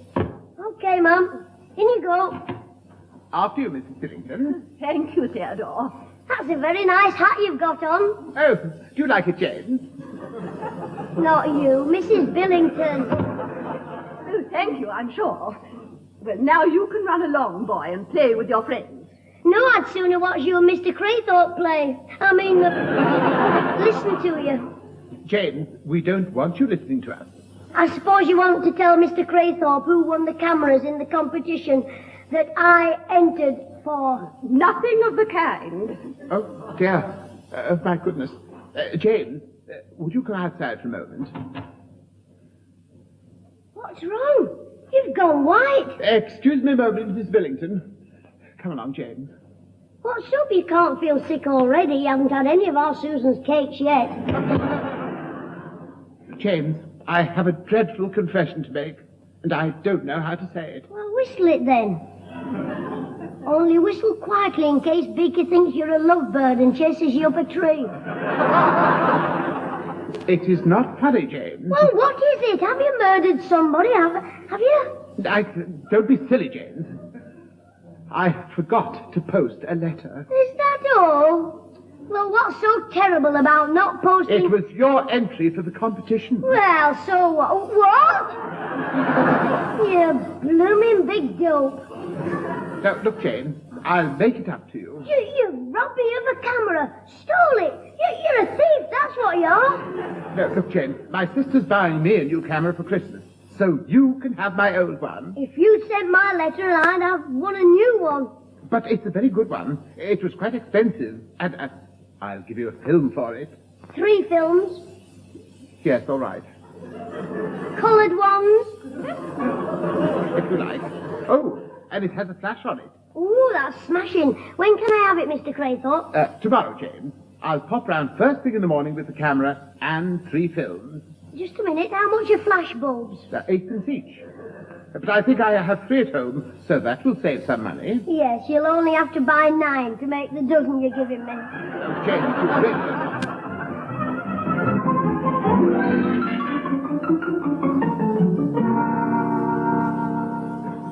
Oh, and a packet of paper hankies as well, please, Father. Paper hankies, right you are, my dear. Are you sure you don't mind getting those things, Father? Jimmy could go, you know. Oh, Mum, I've been to the shop 3 times today.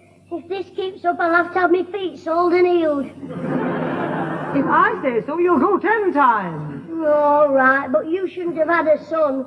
You should have had a retriever.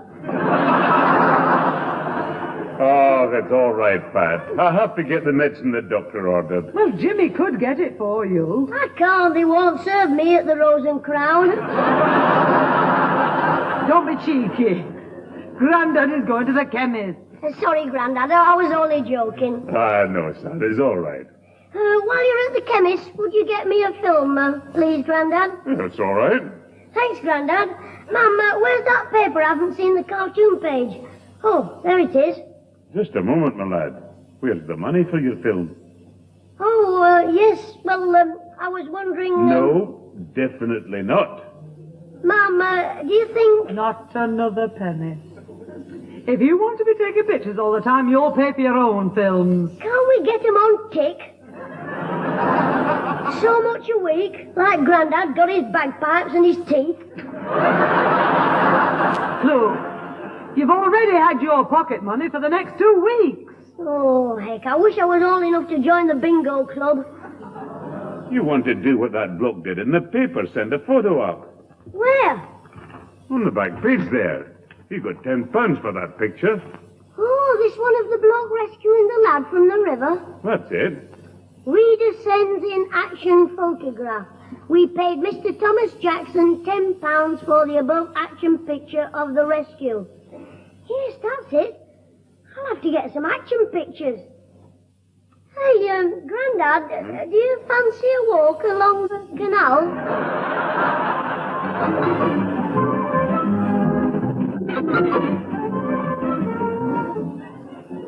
Well, you better explain, Jim, before I lose my temper and go bisected. You drag me round with this ladder saying you're Susan shouting for help. She will be. What do you mean she will be? Any minute now she'll open that bathroom window, lean out wearing a towel and scream for help. That's when you go up the ladder and I get my action picture of the rescue. How'd you know that? Are you physic? No. But I put a mouse in the bathroom and jammed the door.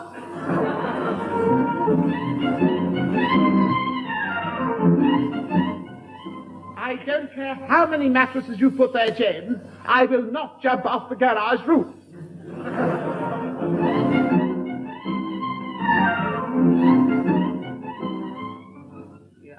Susan, it's wonderful being alone like this. Yes, Alfie. Just to stroke your hair and kiss your cheek. I could hold you in my arms forever. Just hold it for 1 second. Thank you, Oldham's Richard Burton.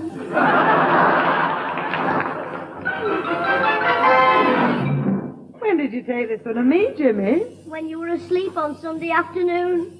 Well, it's a nice one, Pat. Oh, yes, it's charming. Well, it's all right, but you can hardly call it an action picture, Jim. No, it's a still life. Hey, look at this, Grandad.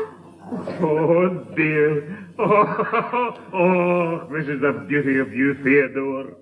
Of me? Yes, hanging out the washing. Oh, Jimmy, let me see, Father. No. Well, you do look rather startled, Theodore. Yes, I took it just as the clothesline snapped. And Theodore's left standing there, holding up a pair of his sister's unmentionable stuff. My sisters? Well, they're not yours, I hope. Well, I don't think it was amusing. Jimmy, it was quite a coincidence you being there just at the moment that the line broke, wasn't it? Yes. Look at this one of Alfie and Susan. She's giving him artificial recreation. James, you're getting as bad as Mr. Whittle. You mean Susan's giving Alfred artificial respiration. Recreation is when you have fun. Well, do they look miserable? I caught you there, Theodore. Don't encourage him, Father. Oh, Pat, surely you can all take a little joke. Oh, my, how very droll. Mr. Sinclair, with your great sense of humour, you should find this very amusing. What's that? The next photograph of a model boat. Well, what's funny about that? Mr. Sinclair's playing with it in his bath. Jimmy, come back here. Out of the way, here. Father, control yourself. Where's your sense of humour? They got me here in Bottom. Bring him in here, Higgy. It's a pleasure. Get in. Oh, you big bully man, Mr. Craythorpe, save me. Right. Now I'll deal with them. After me, you will, Peter. What's happening? Mr. Higginbotham happened to meet Jimmy at the front door. I didn't happen to. I was looking for him, you little imp. What's the matter? I didn't take a picture of you to make everybody laugh. What was that? He means we've all been laughing at the pictures he's taken. Well, our Ozzy isn't laughing. Well, if that's all you want, I'll go round to your house and tickle him. I'll tickle your rudder with my boot in a minute. Now, calm down, Mr. Higginbottom, and tell us what has happened. Yes, let us discuss it calmly. That's right. Mum will make you a cup of tea. I'll go down the shops for some cake. Come here, you. I'll tell you what's happened, missus. He nearly put our Ozzy in hospital with his camera tricks. It wasn't my fault. Anyway, he didn't hurt himself. He fell on his head. That does it. Come on, get over my knee. Now, hold it a minute. Jimmy, keep quiet. Now, go on, Higgy. What happened? Well, little clever clogs here came dashing up to our Ozzy and asked him to rescue a cat up a tree. So Ozzy climbed the tree, but when he got halfway up, he found it was an old fur glove that your brat had put there. Well, there's nothing very terrible about this. Your talk, Clayton.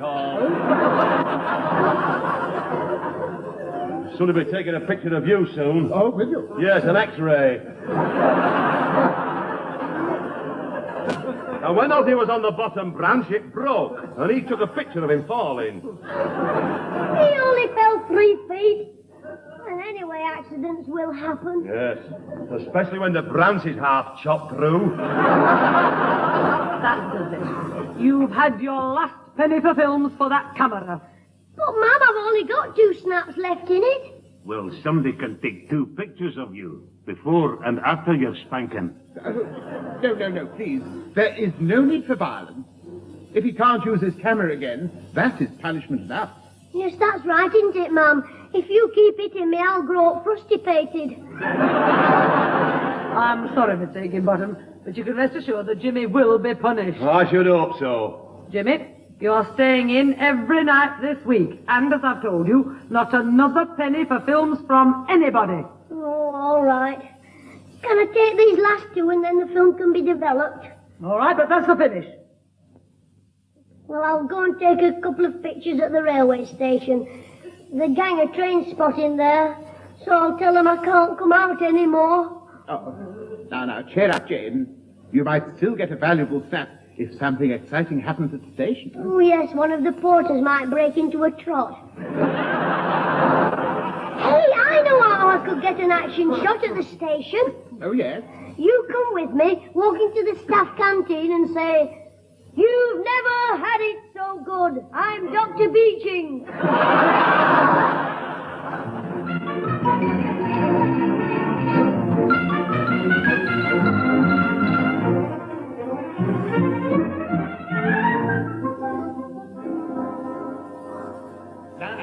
That's not very nice. Well, neither is Jimmy. Thank goodness we'll have no more of him and his camera. Oh, you're right, Susan. And remember, Theodore, you mustn't give him any money either. I wouldn't dream of going against your wishes. But I must say I feel sorry for the little chap.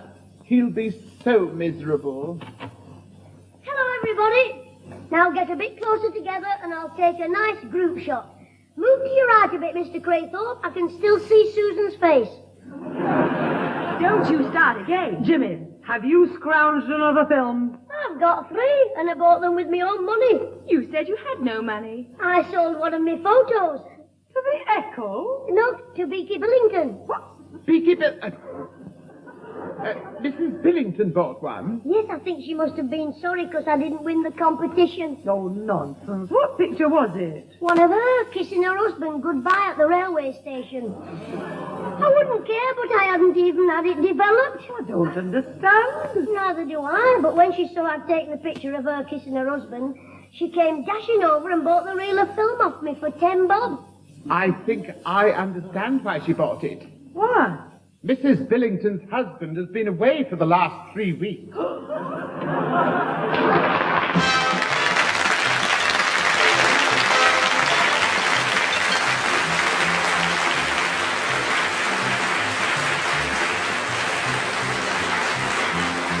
Those involved with the Clitheroe Kid this week were Peter Sinclair as grandfather, Patricia Burke as mother, Leonard Williams as both Theodore Craythorpe and Harry Whittle, Danny Ross as Alfie Hall, and Diana Day as Susan. Also appearing were Tony Melody and Rosalie Williams. The recorded program, written by James Casey and Frank Roscoe, was produced by James Casey and starred Jimmy Clitheroe as the Kid himself.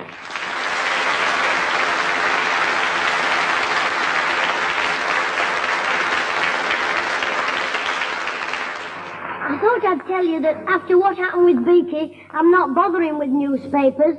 I'm going to sell me pictures to the people on them. So you've been warned. Next time you kiss somebody goodnight, just watch it. 'Cause I might have you covered with the Clitheroe camera. Get off!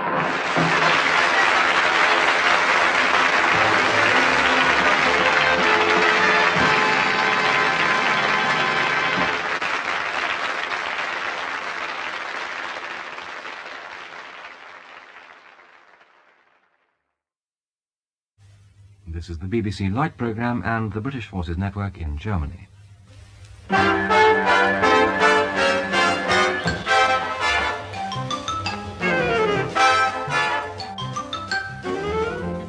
We present Jimmy Clitheroe as the Clitheroe Kid, with Peter Sinclair, Patricia Burke, Leonard Williams, Danny Ross, and Diana Day in...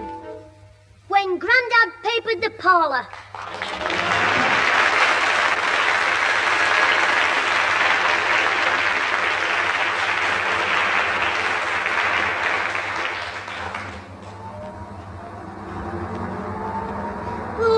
Mad, Susan. I'm so mad I could say something really naughty. Bloomers. There, I've said it. Oh, stop acting like a big baby. You'll have everybody in the bus staring at us. Well, you stare back and frighten them. Look, just because you're angry, there's no need to be cheeky. Well, I've been robbed. Swindled. I've been the victim of a conference trick. All right, let's hear it. Where's all your money gone? If I tell you, you won't laugh, will you? Of course I won't. Go on, tell me. There was a man selling toys in the open market at dinner time. He had some fire engines in boxes, and I paid him $5 for one, and you promise you won't laugh? I told you I won't. Go on. Well, when I opened the box in school, instead of a fire engine, all I found was a toy pram with no wheels on. A toy pram? Oh, what a scream. Oh, you said you wouldn't laugh. Oh, aren't you a silly biddy? Well, no wonder when I've got a sister with a face like a goat. If you're going to be rude, you can sit by yourself. All right, then I'll sit in this seat behind you. And you better go upstairs, 'cause you can't smoke down here. I'm not smoking. You will be if I set fire to your ponytail. Purse, please. Can I have your purse, Sonny? Yes, I want a cheap day workman's third-class single to Lilac Avenue. Now, where's me money? Oh, heck. She'll pay in front there. She's me sister. Oh, right. Can I have this young lad's fare, please, miss? He doesn't seem to have any money. That's right. He spent all his money on a toy pram. Pram? It's the little girl in lad's clothing, you see. If I could grab his ticket machine, I'd punch his nose for him. Well, come on, miss. Come on. Are you going to pay the lad's fare or not? All right, I will. If he asks me nicely. What? You rotten thing. I'll bash you. Go on. Ask me nicely before you get thrown off the bus. Oh, don't it make you sick? Susan, dear, would you kindly pay my bus fare for me, please? Yes, I will, brother dear. I'll get it with mine. Good. That's a single to Lilac Avenue for me, mister, and a single to the dog's home for her.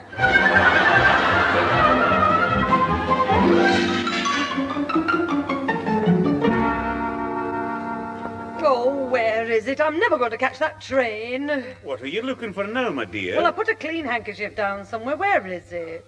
It's here, Mrs. Clitheroe. I'm afraid I was sitting on it. Oh, thank you, Theodore.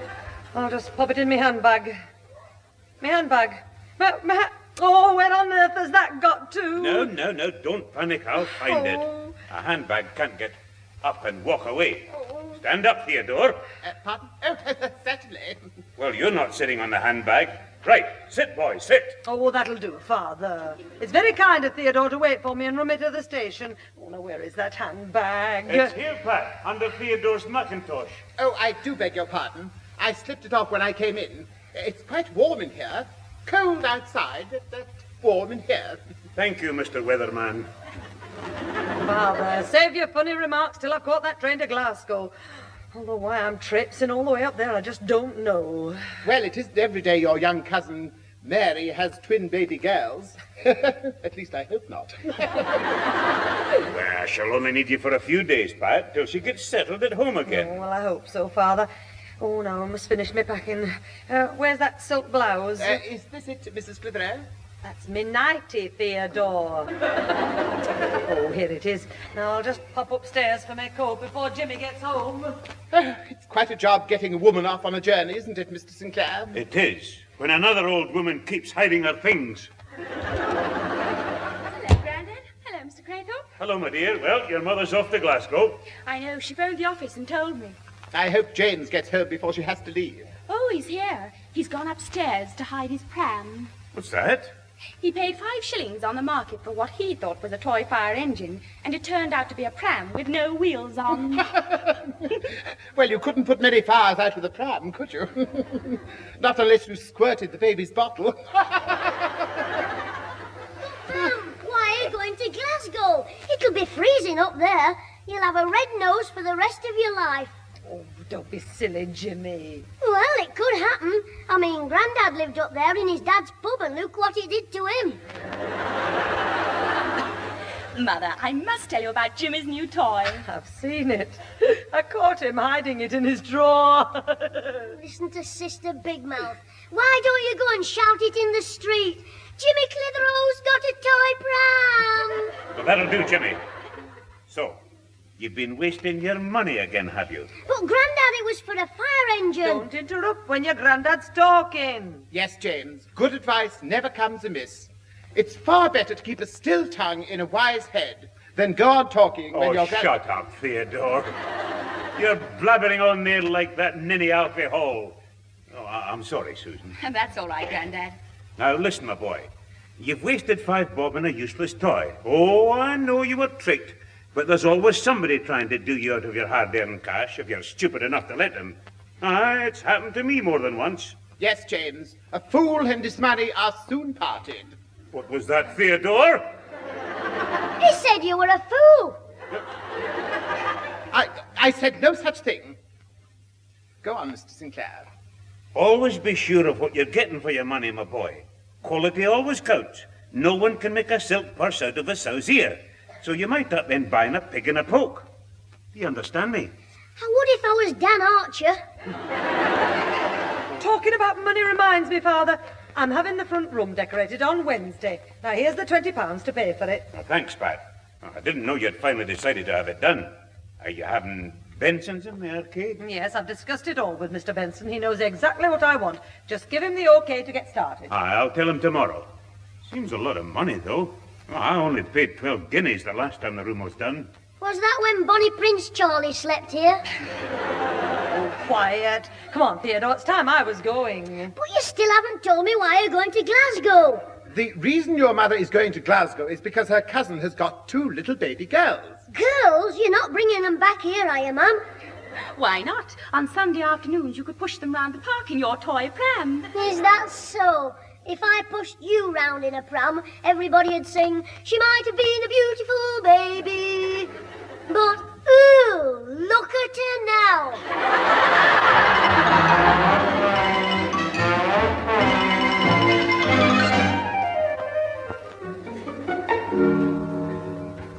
Harry, I'm furious about this. You can trust nobody these days. Well, that's life, Pete. You put your trust in another fella's integrigations.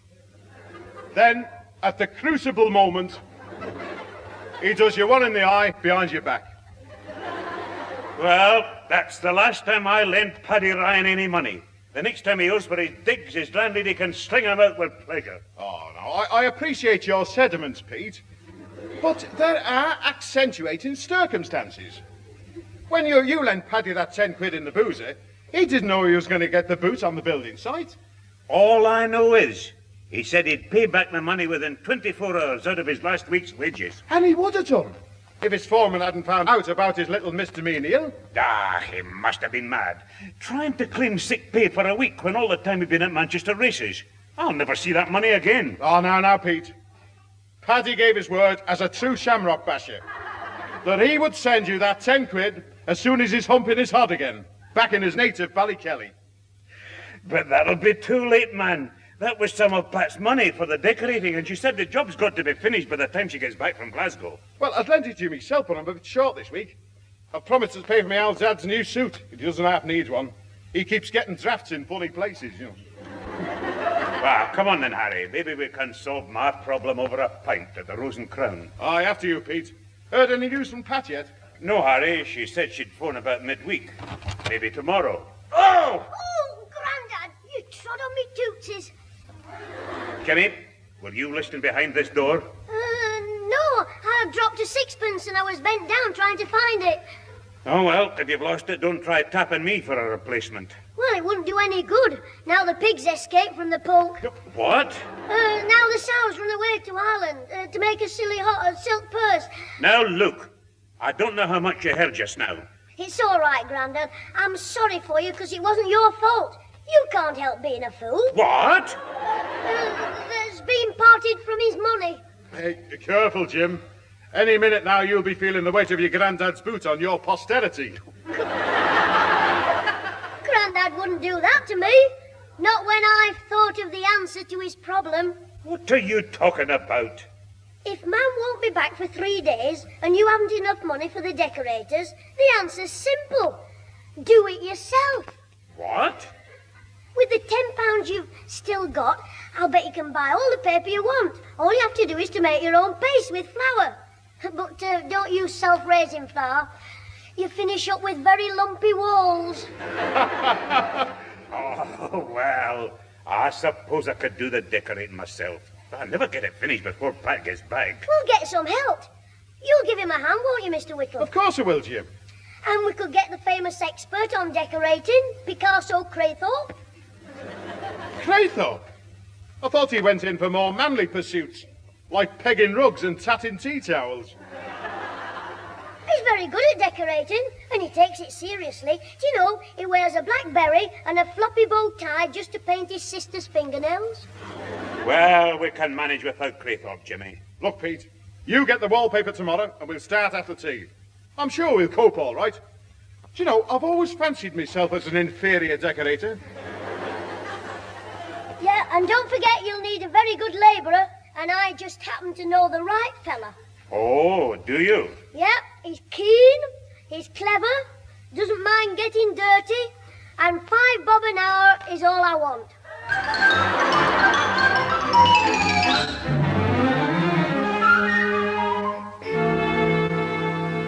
Alfie, as the French say, just firm as your cake hole. I tell you, the paper matches up like this. Well, are you sure? I mean, on that edge it's a big piece of petal, on this other edge it's a little piece of petal. So if you join a big piece of petal to a little piece of petal, what have you got?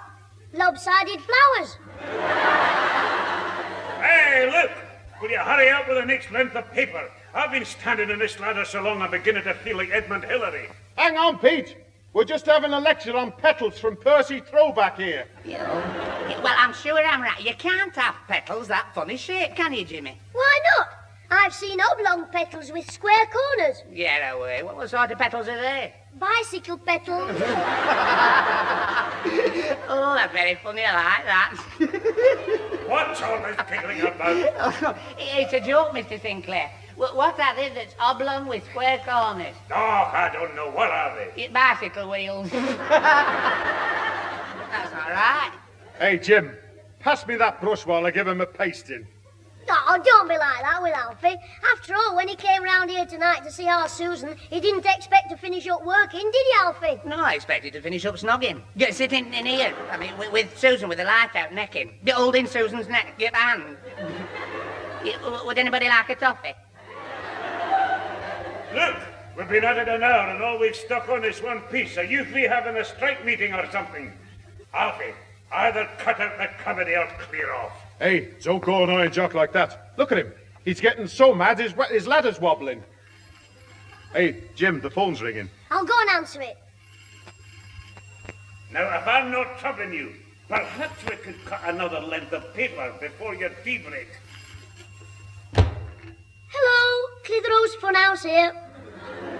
Oh, it's you, Jimmy. Oh, Mum, how's things up in Glasgow?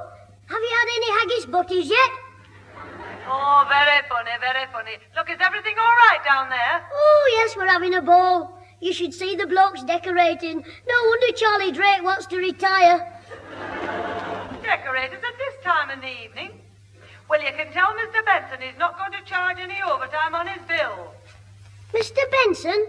Oh, Mr. Benson. He's not here. There's another man in charge. Oh.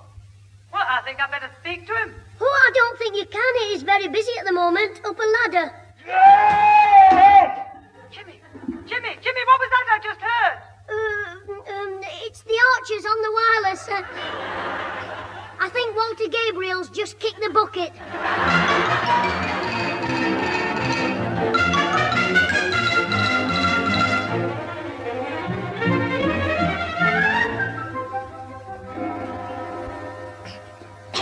Well, Mr. Craythorpe, how does this room look now? Not bad, if you want to imagine you're living with steptoe and son. Oh, give over, Mr. Clitheroe. It's very good. Now, come on, be honest. Now, what do you think? I think it's garish, flamboyant, and totally offensive to good taste. You see, I knew you'd like it. I know what's the matter, Mr. Craythorpe. You're upset because we didn't ask you to help, aren't you? Nonsense. I couldn't care less. And because Mr. Whittle told you to keep quiet about the money, or he'd give you a mouthful of hobnail boot. Don't be ridiculous, James. It's no affair of mine how you deceive your mother. I shall not enlighten her. What did he say, Jimmy? He's going to keep his mouth shut. Yes, I am, and I'm going. I'll call round later when Mrs. Clitheroe is back. Yeah, well, cheerio, Mr. Craythorpe. Good day, Alfred, James, and let myself out. Ta-ra, Mr. Craythorpe. Thanks for calling. You know, he's no fool, Mr. Craythorpe, isn't? Give over. He's a bigger twit than you are. You what? Well, tell him the old sob stuff and he's a dead mug. The other night I told him such a sad story. There were great big tears running down his great big conch. Why? Why? But what did he tell him? About the time when our Susan was very unhappy. Well, Susan? Unhappy? Yes. It was very sad, Alfie. Every night she used to lie in bed, sobbing her heart out. Oh, poor Susan. She wouldn't eat. She was just wasting away. Oh, Jimmy, don't. Yes, she was down to a mere 15 stone. And all because she was longing for some wonderful man to come along and make her life really worth living. Oh, poor Susan. When was she like this? Ever since she met you. Oh, what a tragedy. You are. You cheeky. I'll thump you for that. Come here. I was only kidding, Alf. Yeah, but I'm dead serious. You come here. You coming in here and I'll throw this cushion at you. Yeah, I said come here, will you? Keep away. Help rat, you've asked for it. Take that. You coward, you ducked. Frightened of a blooming soft cushion. Where did it go? It's not that bottle of ink over on the mantelpiece. Well, oh, heck. All over Grandad's new wallpaper. Oh, don't just stand there. Lick it off. Give over, I can't do that. Oh, my tongue will go blue. Well, pretend you've been eating bilberry pie. Oh, don't be daft. Look, you caused the accident. What are you going to do about it? Well, I could wait till the ink dries and get a rubber. I caused the accident. I'm glad you admit it. Oh, no, you don't. No, you threw the cushion. And you ducked. Oh, we're in trouble now. Did we use all that wallpaper up? Yeah, there's only this little tiny bit left. Why? If we had enough to cover that stain up... Oh, of course, that's it. Alfred, bring that piece of wallpaper and go and get your motorbike started up. All right, Jimmy, but what are we going to do? We're going to the shop where Grandad got his wallpaper. Come on, we haven't got all day. All right. Hey, but Jimmy, what if Susan comes home while I'm not here when I should have been? Oh, I'll tell her you're ill. Ill? Yeah, I'll say you fell in the whitewash bucket and got a touch of distemper.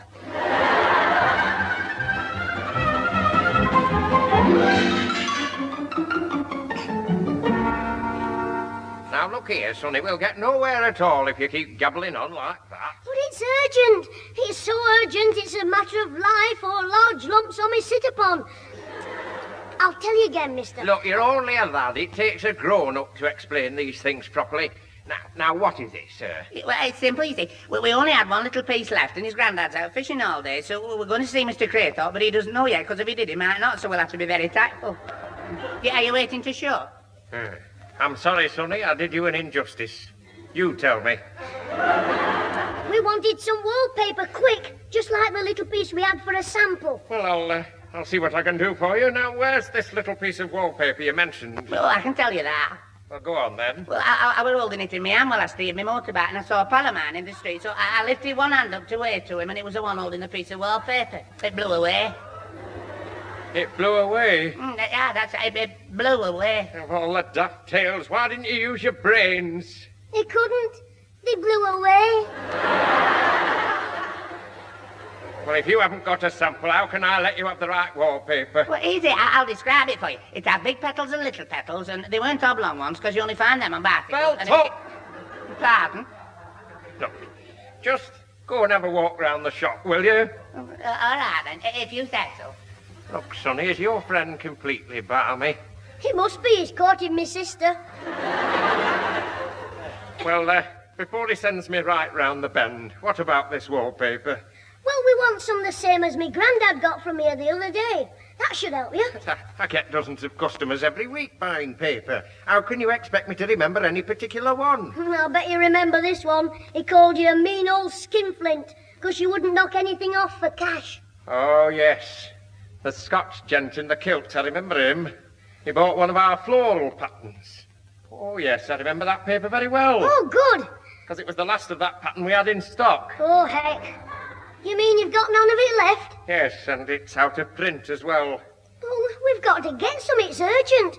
We had an accident with a bottle of ink. Yeah, I'll tell you all about it. It started when Susan met me and lost 15 stone. And we Alfie, don't bother. Just nip round to the chemist for some sticking plaster. Yeah, but we can't stick sticking plaster on your wall. It's not for our wall, it's for my sit-upon. Look, do I take it you want the paper to cover up an ink stain on the wall? Yes, where the mantelpiece is. Well, that's a very simple answer to your problem. Why don't you go contemporary?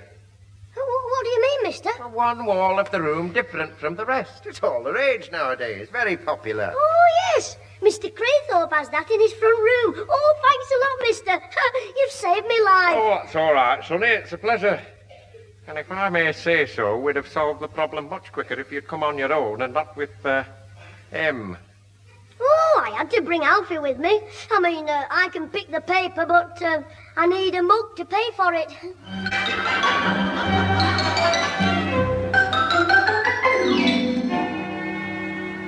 Well, I must say, Jimmy, that now that it's finished, this room looks proper posh with that one wall different. Yes, you're right, Alfie. Right, Mr. Craythorpe, take your pinny off. You've done a very good job. Thank you, James. I only did it because you had that unfortunate accident when you were filling your fountain pen to do your homework. Get away, that when he threw the cushion on me leg. What is the matter, Alfred? It's all right, Mr. Craythorpe. It's his leg. He gets cramp in it. It happens with his head as well. You needn't be so facetious, James. You've still got this redecorating to explain away. Look, according to Mum's letter, she'll be back from Glasgow before Grandad's back from his fishing. That's all I want. Well, I wish you luck with your little scheme. I think you're going to need it. I've told you, if I can have a word with me Mum first, I've got nothing to worry about. Hello, is anyone in? Oh, heck, she's back. I'll come in there, Mum. Stay here, you two. You don't worry, we're not going to put our heads in your mum's mouth. Get Mrs. Lyons then. Hello, son, I'm back home again. Mum, is it really you? For a minute, I thought it was Elizabeth Taylor. You are? You look so young. Anybody would think you were a young girl of 21. Not a Mum. What are you talking about? I was saying to Mr. Craythorpe and Alfie earlier on, you're so modern, not old-fashioned. You with it. With it? Yes, I said to him, Mum likes to be up to date, Mum does. It wouldn't surprise me if Mum was dead keen on different wallpaper in one room. You know, what we call, contemptuous. Yes, I know what you mean. Well, I am, and that's why I ordered it. Yes, I said you'll never catch Mum wearing red You ordered it? Yeah, with Mr. Benson. I hope he's done what I told him. You mean, different walls? Here, let me see what sort of a job is made of it. Oh, hello, Theodore, Alfie. Hello, Mrs. Clitheroe. Goodbye, Mrs. Clitheroe. Well, I thought I'd go home before the fight starts on the telly. From the Albital, amateur paper, boxing. The army versus Jimmy, the Germans. Alfie, why don't you slow your tongue down so your brain can catch up with it? That'll do, Jimmy. Now let me look at this room. Oh, it's beautiful. What did I tell you, Mr. Craythorpe? James, I don't know how you do it. Oh, it's much better than I ever expected. I'm so pleased. What does Grandad think of it, Jimmy? He, hasn't really said, has he, Mr. Craythorpe? Hasn't said what, James? Never mind. It'll be all right as long as somebody tells him what to say before he says it. Oh, there's Father coming up the path. I'll, just go and tell him you're here, Mum. All right, love. Isn't it nice, Theodore? Ah, well, there you are, Jimmy. Your mother back yet? Yes, Grandad, but before you say hello to her, I want to tell you about the good deed I've done. What's that? Well, since you went out this morning, I found out that Mum likes that, temporary decorating. What? You mean using different wallpaper? Yeah, that's what she wanted in the front room. Oh, dear. I bet she'll be very disappointed. No, she's very pleased, and she'll kiss you when she finds out how much you've saved out of her £20. But I don't understand. You say she wanted the front room done contemporary. Yeah, and that's what she's got. I borrowed £2 off Alfie and got one wall redone with different paper. Oh, I see. And you say she's very pleased with it? Oh, she'll tell you herself in a minute. But first of all, we'd better get the books straight. Now, you got £10 back from Paddy Ryan this morning. That's right. So if I pay Alfie £2 out of the 10, that leaves a profit for your mother of... £7.10. Wait a minute. But what about the other 10 bob? Well, surely it's not much to pay me for what I've done to make me mum happy. I might have known. Still, for once you've considered other people's feelings and done something good. All right, here you have, son. 10 bob. Oh, thanks, Grandad. You're a pal. What's that you've given Jimmy, Father? Oh, hello, Pat. Well, just a little reward of 10 bob for being a good boy. Oh, good. Now Jimmy can buy a bottle of ink to replace the one he's knocked over, can't you, love? Yes, Mum. Oh, heck. Somebody squealed. Who was it? You tell him, Mr. Craythorpe. I daren't. I'm afraid Alfred let your secret out, James, about the quarrel and the ink stains. Jimmy, what does this mean? After you finish with me, Grandad, I'll probably be going out to buy half a dozen bottles. Smelling salts, iodine, nerve tonic, backache pills, liniment.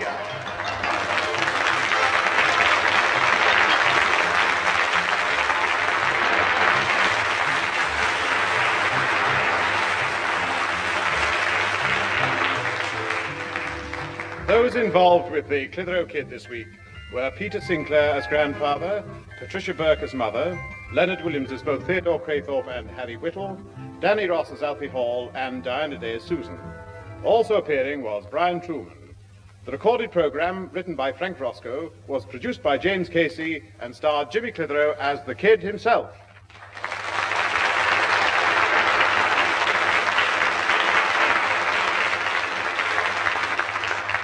Well, I suppose you've guessed what happened. Grandad made me give him the money back, all 10 bob of it, and all because Alfie blabbed.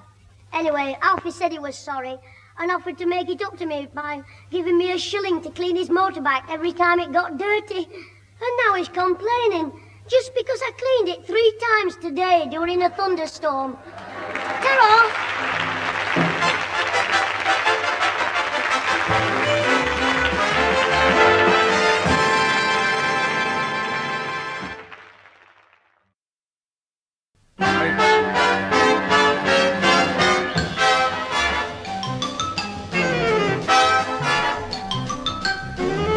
We present Jimmy Clitheroe as the Clitheroe Kid, with Peter Sinclair, Patricia Burke, Leonard Williams, Danny Ross, and Diana Day in... We all make mistakes.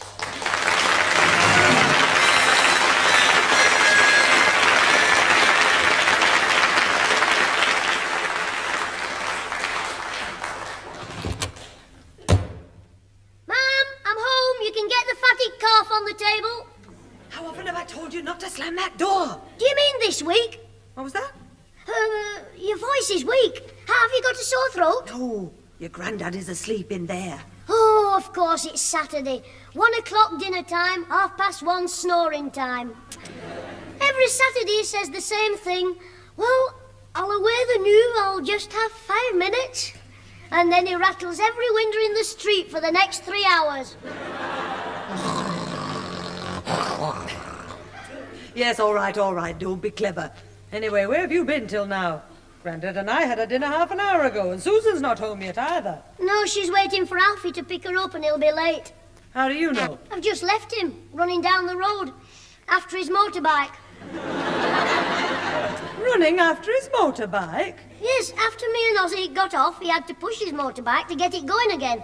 I held his crash helmet for him. Well, he pushed the bike, and as soon as it started, he jumped on, shouting for his crash helmet. I threw it, and the fool caught it with both hands. The bike went off and left him standing in the road with his legs bent like Hopalong Cassidy waiting for his horse. Oh, really, Jimmy? You're a little terror. Did you say he gave 2 of you a lift? Yes, me on the pillion and Ozzy sitting on the back mudguard. That's why we were late. How do you mean? Well, we had to keep going back for Ozzy every time he fell off. Heavens, wasn't Alfie worried about him? He was in the end. The last time Ozzy fell off, he took the back mudguard with him. Oh, you're making it up. Not all of it. And I'm dafter than you for standing here and listening to your fibs. Now go on in there and get your dinner. It's a good job it's cold ham. Oh, my favourite. Yes, we'll only eat 1 dinner. The other plate is for Susan. Oh, Mum, I wouldn't steal her dinner. Quiet. I've told you your Grandad's asleep in there. Oh, yes. Hey, when he's asleep, he's like Mr. Johnson's dog. If you tickle his tummy, his leg twitches. Look, if you wake your Grandad, I'll skin you alive. I've warned you. If he wakes up, you'll be twitching across my knee. Oh, I won't wake him up. Well, you better not. Now when you go and have your dinner. OK, Mum. Quiet. OK, Mum. I'll be quiet as a miss.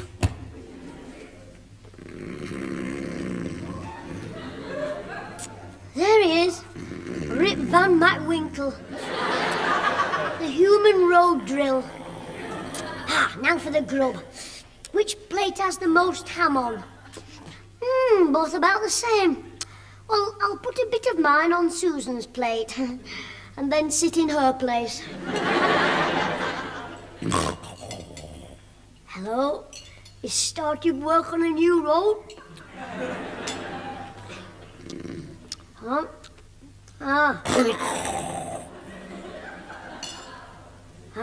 Now he's leaning on his shovel.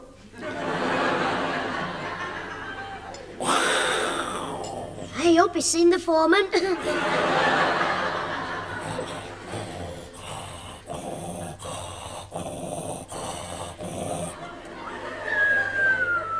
That's not a road drill, he's playing a tune. Today's broadcast of lunchtime music is played by Twitcher Sinclair on his musical saw. There you are, you little horror. Quiet, Susan, can't you see Grandad's asleep? So will you be. I'll put you to sleep when I get you outside. Come out of this room. Do you think I'm daft? I'm staying here, and if you wake Grandad, I'll tell me Mum. All through you, Alfie was an hour late. I felt a right fool standing outside the Empire. People kept staring at me. Well, it's your own fault. I've told you to wear a veil. Quiet, you little monster. All right, you monster sister. Come here. Get off! Get off me. That's it. Shout. Wake Grandad and see what you'll get. Oh, no, I won't. If anybody wakes it, it'll be you. Get off me or I'll pull your hair. You wouldn't dare. Who? You. Me? Yes. What? Dare. Who? You. Me? Yes. Oh, shut up. Oh, wouldn't I? Go on, wouldn't I? What? Dare. Dare, then, Susan. You've asked for it. Ow! Ow! Right, take that. Ooh! Ooh, shh. Ooh! Ooh, shh. Get off me. Right, I'll get your hair. Ooh, let go! Let go. Keep quiet, me, Grandad. Ow! What's going on here? Quiet!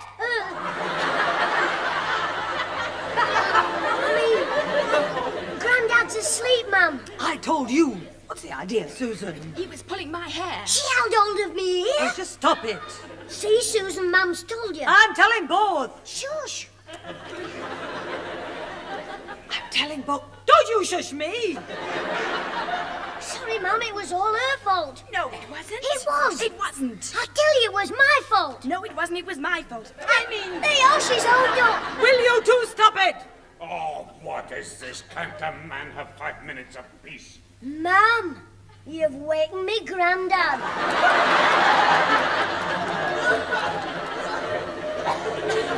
I'm sorry, Father. Jimmy, get out of here. Get out of this room or I'll smack you so hard. You can't hit me after the bell, it's a foul. Get out. Get out! I'll answer the door, Mum. Leave it to me. Oh, answer the door and then go through it. Ooh, I thought I'd had it then. That's the danger signal. When a neck goes blotchy. Hello, James. Is your mother in? Yes, she's in there, but if you're going in, keep your guard up. All right, Pat, I'm going upstairs. Hello, Mr. Sinclair. Oh, hello, Theodore. I'll see you later. Pat's in there, but she's in no mood to discuss knitting patterns. Oh. What's wrong with him today? Mum woke him up shouting at our Susan. Oh, dear. And I did want her to be in a good mood. Oh, what's wrong, Mr. Craythorpe? Oh, it's something I was organising, and Mrs. Billington has had to let me down because she's not well. What, is Beaky Billington ill? Oh, it's nothing serious, just a bad chill. Are you sure she hasn't got a touch of foul pest? What are you standing there for? He wants to see you. You, I mean. Oh, hello, Theodore. Come in. Jimmy, go out and play before I lose control of myself altogether. I'm going, Mum. Mr. Craythorpe kept me here telling me about Beaky Billington having a cold in a conch. Oh, he's asking for it, that boy. Yes, he is rather naughty sometimes. Come in, Theodore. Now, what's all this about Mrs. Billington? She's not well. That's why I came to see you. Oh. Hello, Mr. Craythorpe. Hello, Susan. Oh, are you having a meal? I'm sorry to interrupt. Oh, not at all. I'm just making a sandwich. No, it's all right, Theodore. Now, what can I do for you? Well, you know I'm producing a play at the RAF missile base near here, at the request of the commanding officer's wife. Yes, Mrs. Billington mentioned it to me. The CO's wife is appearing in the play, isn't she? Yes, just a small part, though. I'm afraid she's no actress. But she is the commanding officer's wife. What about Mrs. Billington? Is she any good? Well, she has a clear, distinct voice and a strong personality. Hers wasn't a leading part, but a very important one. You see, the play is mainly a murder trial, and I can see Mrs. Billington as the judge. Or as Jimmy would say, the beak. Don't you start, Susan. As a matter of fact, Mrs. Billington was to play the criminal. Oh, did she approve? Now, Mrs. Clitheroe. You see, I am on trial, but in the end, the lady is revealed as the guilty one. Well, what are you going to do now? Well, that's why I came round here. I wondered if you'd... fill the breach. Me? Oh, I'm sure you could do it. Oh, no. Of course you could, Mother. Go on, and we'll all come and see you and cheer. I'm afraid it's not for civilians. Oh, Theodore, I couldn't. Really, Look, I couldn't. No. At least come along for a few rehearsals and see how you feel. You'd be saving the situation for us, Mrs. Clitheroe. That's fair enough. A few rehearsals can't do any harm. Oh, all right, then. You will? Oh, wonderful. But if I decide that I can't do it, I'm backing out. Whatever you say. And not a word to Father or Mr. Whittle about this. I don't want them pulling my leg. And above all, don't mention it to Jimmy. Oh, definitely not. If he knew where you were going, he'd be on that missile base in 2 seconds, shooting rockets all over the world. I won't say a word. But the missile base is one place even Jimmy couldn't go. I have to give them a list of all the artistes. And when you enter, the RAF police scrutinize you most carefully. Oh, that reminds me. I must ring up and tell them you're replacing Mrs. Billington on the list. Well, what time shall I be there? Oh, well, they're sending a jeep for me this evening, so I'll tell them to collect you first. I see. Quite impressive, you know, being escorted there by RAF police. Who's been escorted by RAF police? What are you doing in here? I told you to play outside. It's raining, Mum. Pouring down. I'm your son, not a duck. All stay in, but behave yourself. Of course, ma'am. Hey, Mr. Craythorpe, why were the RF police after you? Don't be silly, James. I was talking about the missile, but... never mind. You were in the RAF, weren't you? Yes, but I don't wish to discuss it. A coot, weren't you? Jimmy, Mr. Craythorpe doesn't want to talk about it. Now leave it. All right, but I don't see why so shy. Grandad says your cooking nearly won the war. Oh, did he? Yeah, nearly won it for the Germans.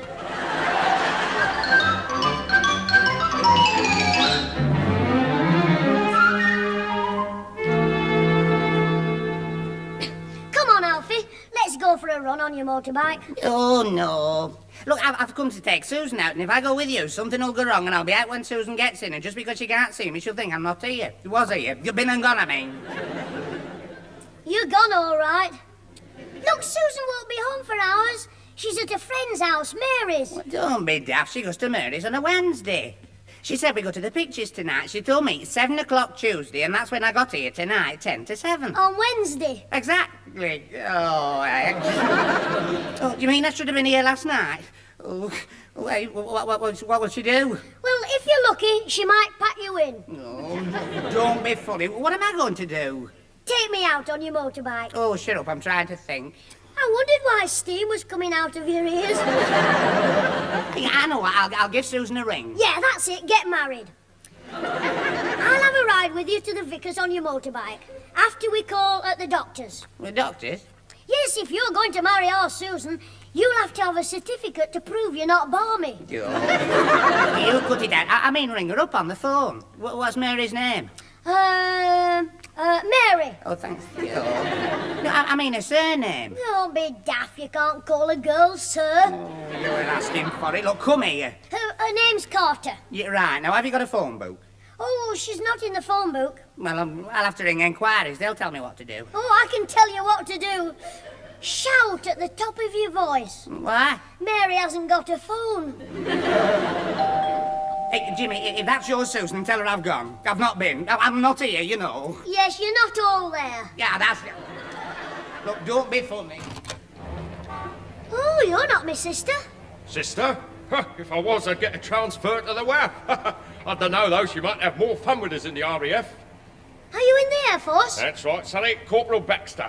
Hey, what's your red hat for? Are you Russian? No, don't worry. I'm just a policeman. Oh, an RAF policeman. Got it. Now then, can you tell me if Mr. Theodore Craythorpe's in there? His sister said we'd find him here. No, he's just left. Hey, I after him for something. Is he a spy? After him? Oh, yeah. He's a desperate character, he is. Is it something he did in the RAF? He was in it, you know, in the war. Yeah. He sold 500 Spitfires to the Naffy for bangers and mash. Spitfires? He was a kook. Of course, that was it, yeah. Here, I'll tell you what he did. Can you keep a secret? Yeah?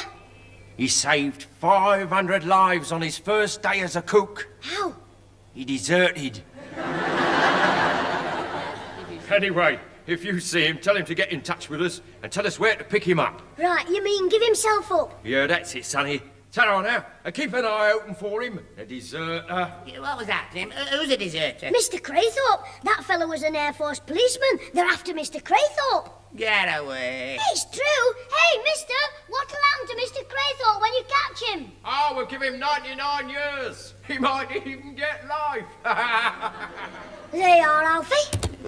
Well, it seems true, but I don't understand. Mr. Craythorpe was only in the RAF for one day and he deserted. The corporal said so.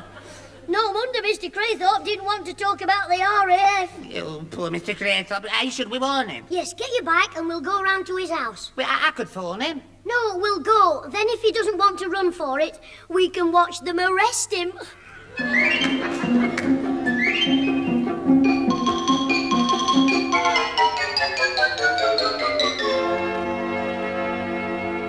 Come in the lounge, James. Alfred. Well, this is a surprise. You've got a bigger one to come. What do you mean? They're coming for you, because you weren't here, you were at Jim's, but when he got there, you left, so he couldn't get to it, but he will, unless you give yourself up and he won't need to. What was that? But I said they're coming for you, because you weren't here, you were at Jim's, but if you don't, they will... Shut up. One of these days you tie your tongue in a knot. Well, we came to warn him about the police. Oh, dear. You mean they were looking for me? Oh, I thought I'd got away with it. Well, you've had a fair run. Why did you do it, Mr. Craythorpe? Well, I didn't honestly think I'd been gone for more than 2 hours. You've been gone for years. Don't be impertinent, Alfred. Wait a minute. What are you talking about, Mr. Craythorpe? Last week, when I left my car at the parking meter for 2 hours and 10 minutes. Oh, heck. Look, Mr. Craythorpe, this fellow was telling us what you did in the war. Oh, I did nothing. That's what he told us. What are you talking about? Oh, excuse me a moment while I answer the phone. Mr. Craythorpe, don't be long. You haven't got much time if you want to run away to South America. Oh, I don't understand, James. I won't be a moment. Hello? Yes? Theodore Craythorpe speaking. Oh, it's you, Corporal Baxter. Alfie, it's the copper from the Air Force. Yes, Corporal. My sister told me you'd been to... Yes, she told me you'd been to pick me up. He knew they were after him. Yes, I was at Mrs. Clitheroe's, but I must have left just before you got there. Well, I'm very sorry about it all. Yeah, he'll be a lot sorrier when they get him in the greenhouse, glass room, prison. Yes, I'll wait here till you come for me. Yeah, he's giving himself up. Yes, but before you come here, I want you to call and pick up Mrs. Clitheroe. Pick up me, Mum? No, you wouldn't know. Mrs. Billington? No, well, that's why I want you to get to Mrs. Clitheroe. Yes, she's in it now. What does he mean, Jim? She's in it. Shh! That's right. As you know, I am accused of the crime, but it is the woman who is really to blame. Yes, well, Mrs. Clitheroe is the criminal. Did you hear that, Alfie? I did. He's trying to blame your mother. Well, I'll murder him. I'll get your bicycle pump and blow his brains out. Oh, look, don't let on weird. Let's get back to your house and warn your mother. She wants to get a lawyer before they pick her up. You're right. Come on. Yes. And then we'll come back to see Craythorpe, and if the police haven't picked him up, I will. Every time you knock him down.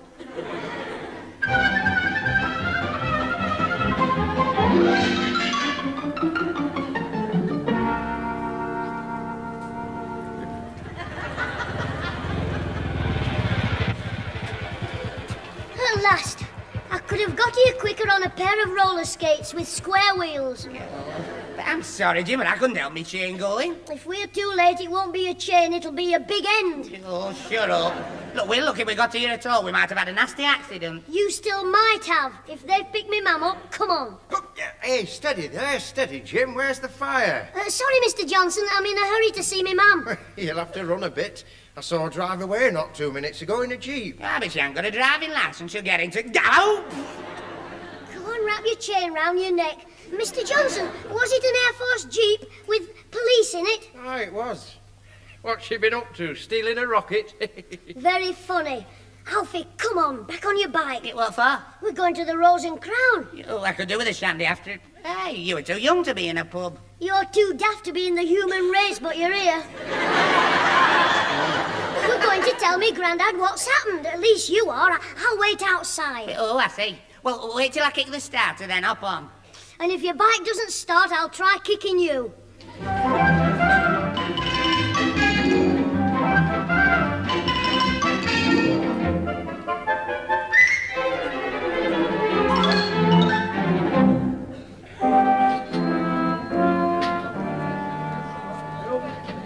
Here, Pete. A pint of the best. Thanks, but it took you long enough. Hey, have you been making a date with a new barmaid? You what? Make a date with Snooty Sarah? She turns her nose up that much you could play hoopla on it. Oh, she's not so bad. Ah, she's too dollied up for my liking. You know, on her eyes, that cascara. And her hair all done up with that buffoon style.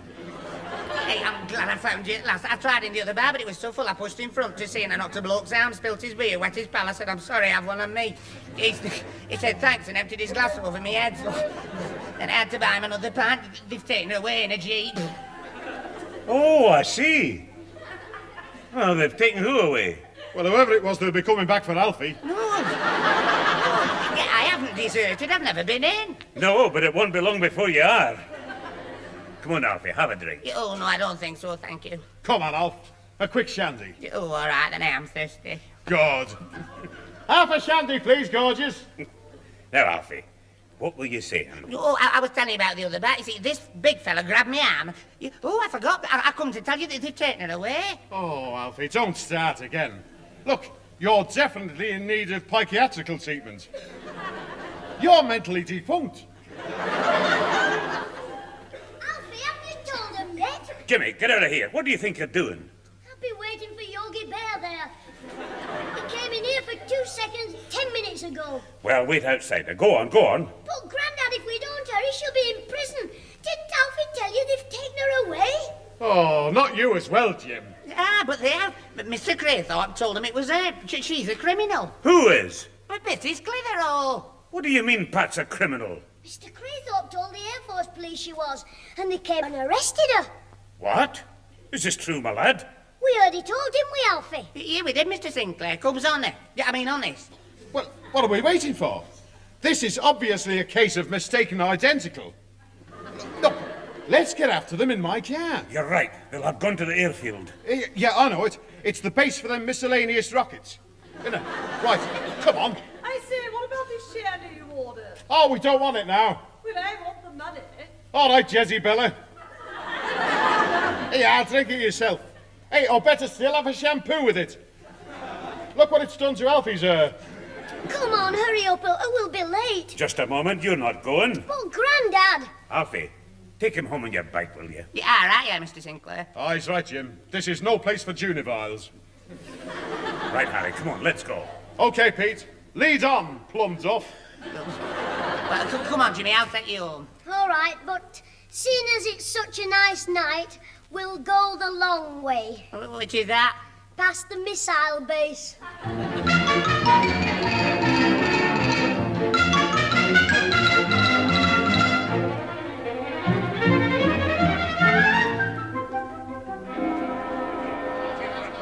For the last time, will you two clear off? Look, my daughter's in there and I'm coming in to get her. And I'm coming with him. So if you want to live to be a sergeant, you had better disperse yourself. Now, don't you threaten me. Don't you threaten me or I'll sort you both out. Why, you cheeky young whippersnapper? Now listen, Corporal Littler. Just come down off your clothes horse before I get my dandy up. Look, why don't you both go home and sleep it off? We're not drunk. But if you don't get out of our way, we're liable to get disorderly, and I'm coming in. Oh, get back now. I'm warning you for the last time. Don't you push me. Oh, that does it. Shoving an old man old enough to be your father, would you? Well, come on, put him up. Have a go at me. No, I don't want to. I don't want to fight anyone, but I got my job to do. Oh, you're all right at kidnapping unexpected females. But when it comes to a man, that's a horse with a different collar. Ah, what are you talking about? If you're not drunk, you must be daft now. Wait, what do you mean? I told you I'll get it here. That's the last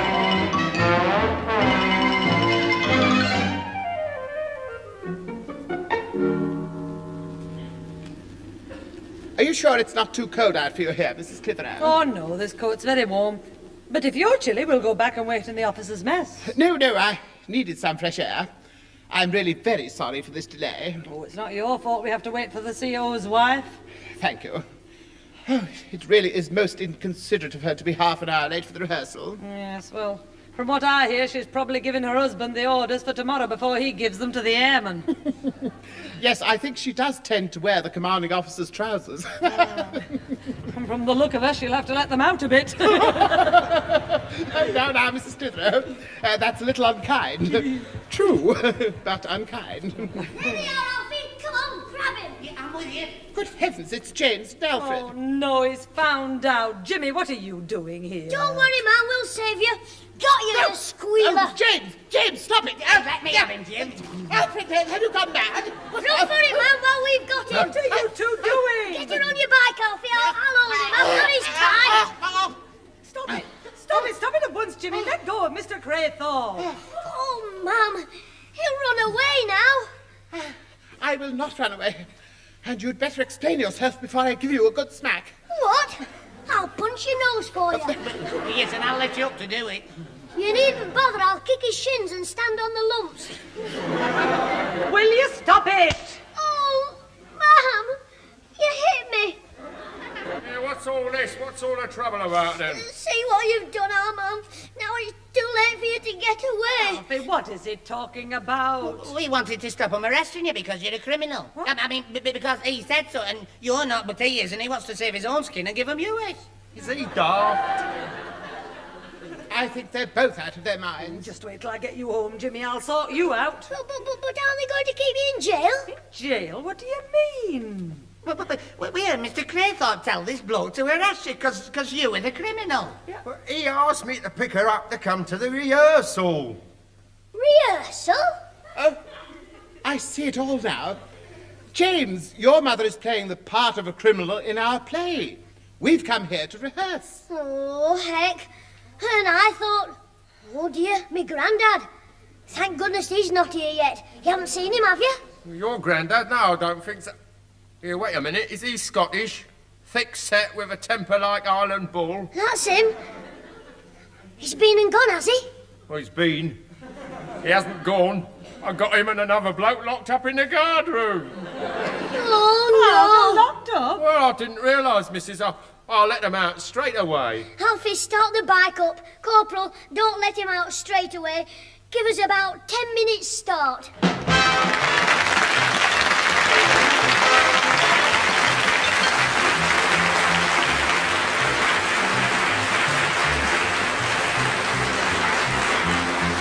Those involved with the Clitheroe Kid this week were Peter Sinclair as grandfather, Patricia Burke as mother, Leonard Williams as both Theodore Craythorpe and Harry Whittle, Danny Ross as Alfie Hall, Diana Day as Susan, and Brian Truman as Corporal Baxter. The recorded programme was written and produced by James Casey and starred Jimmy Clitheroe as the Kid himself.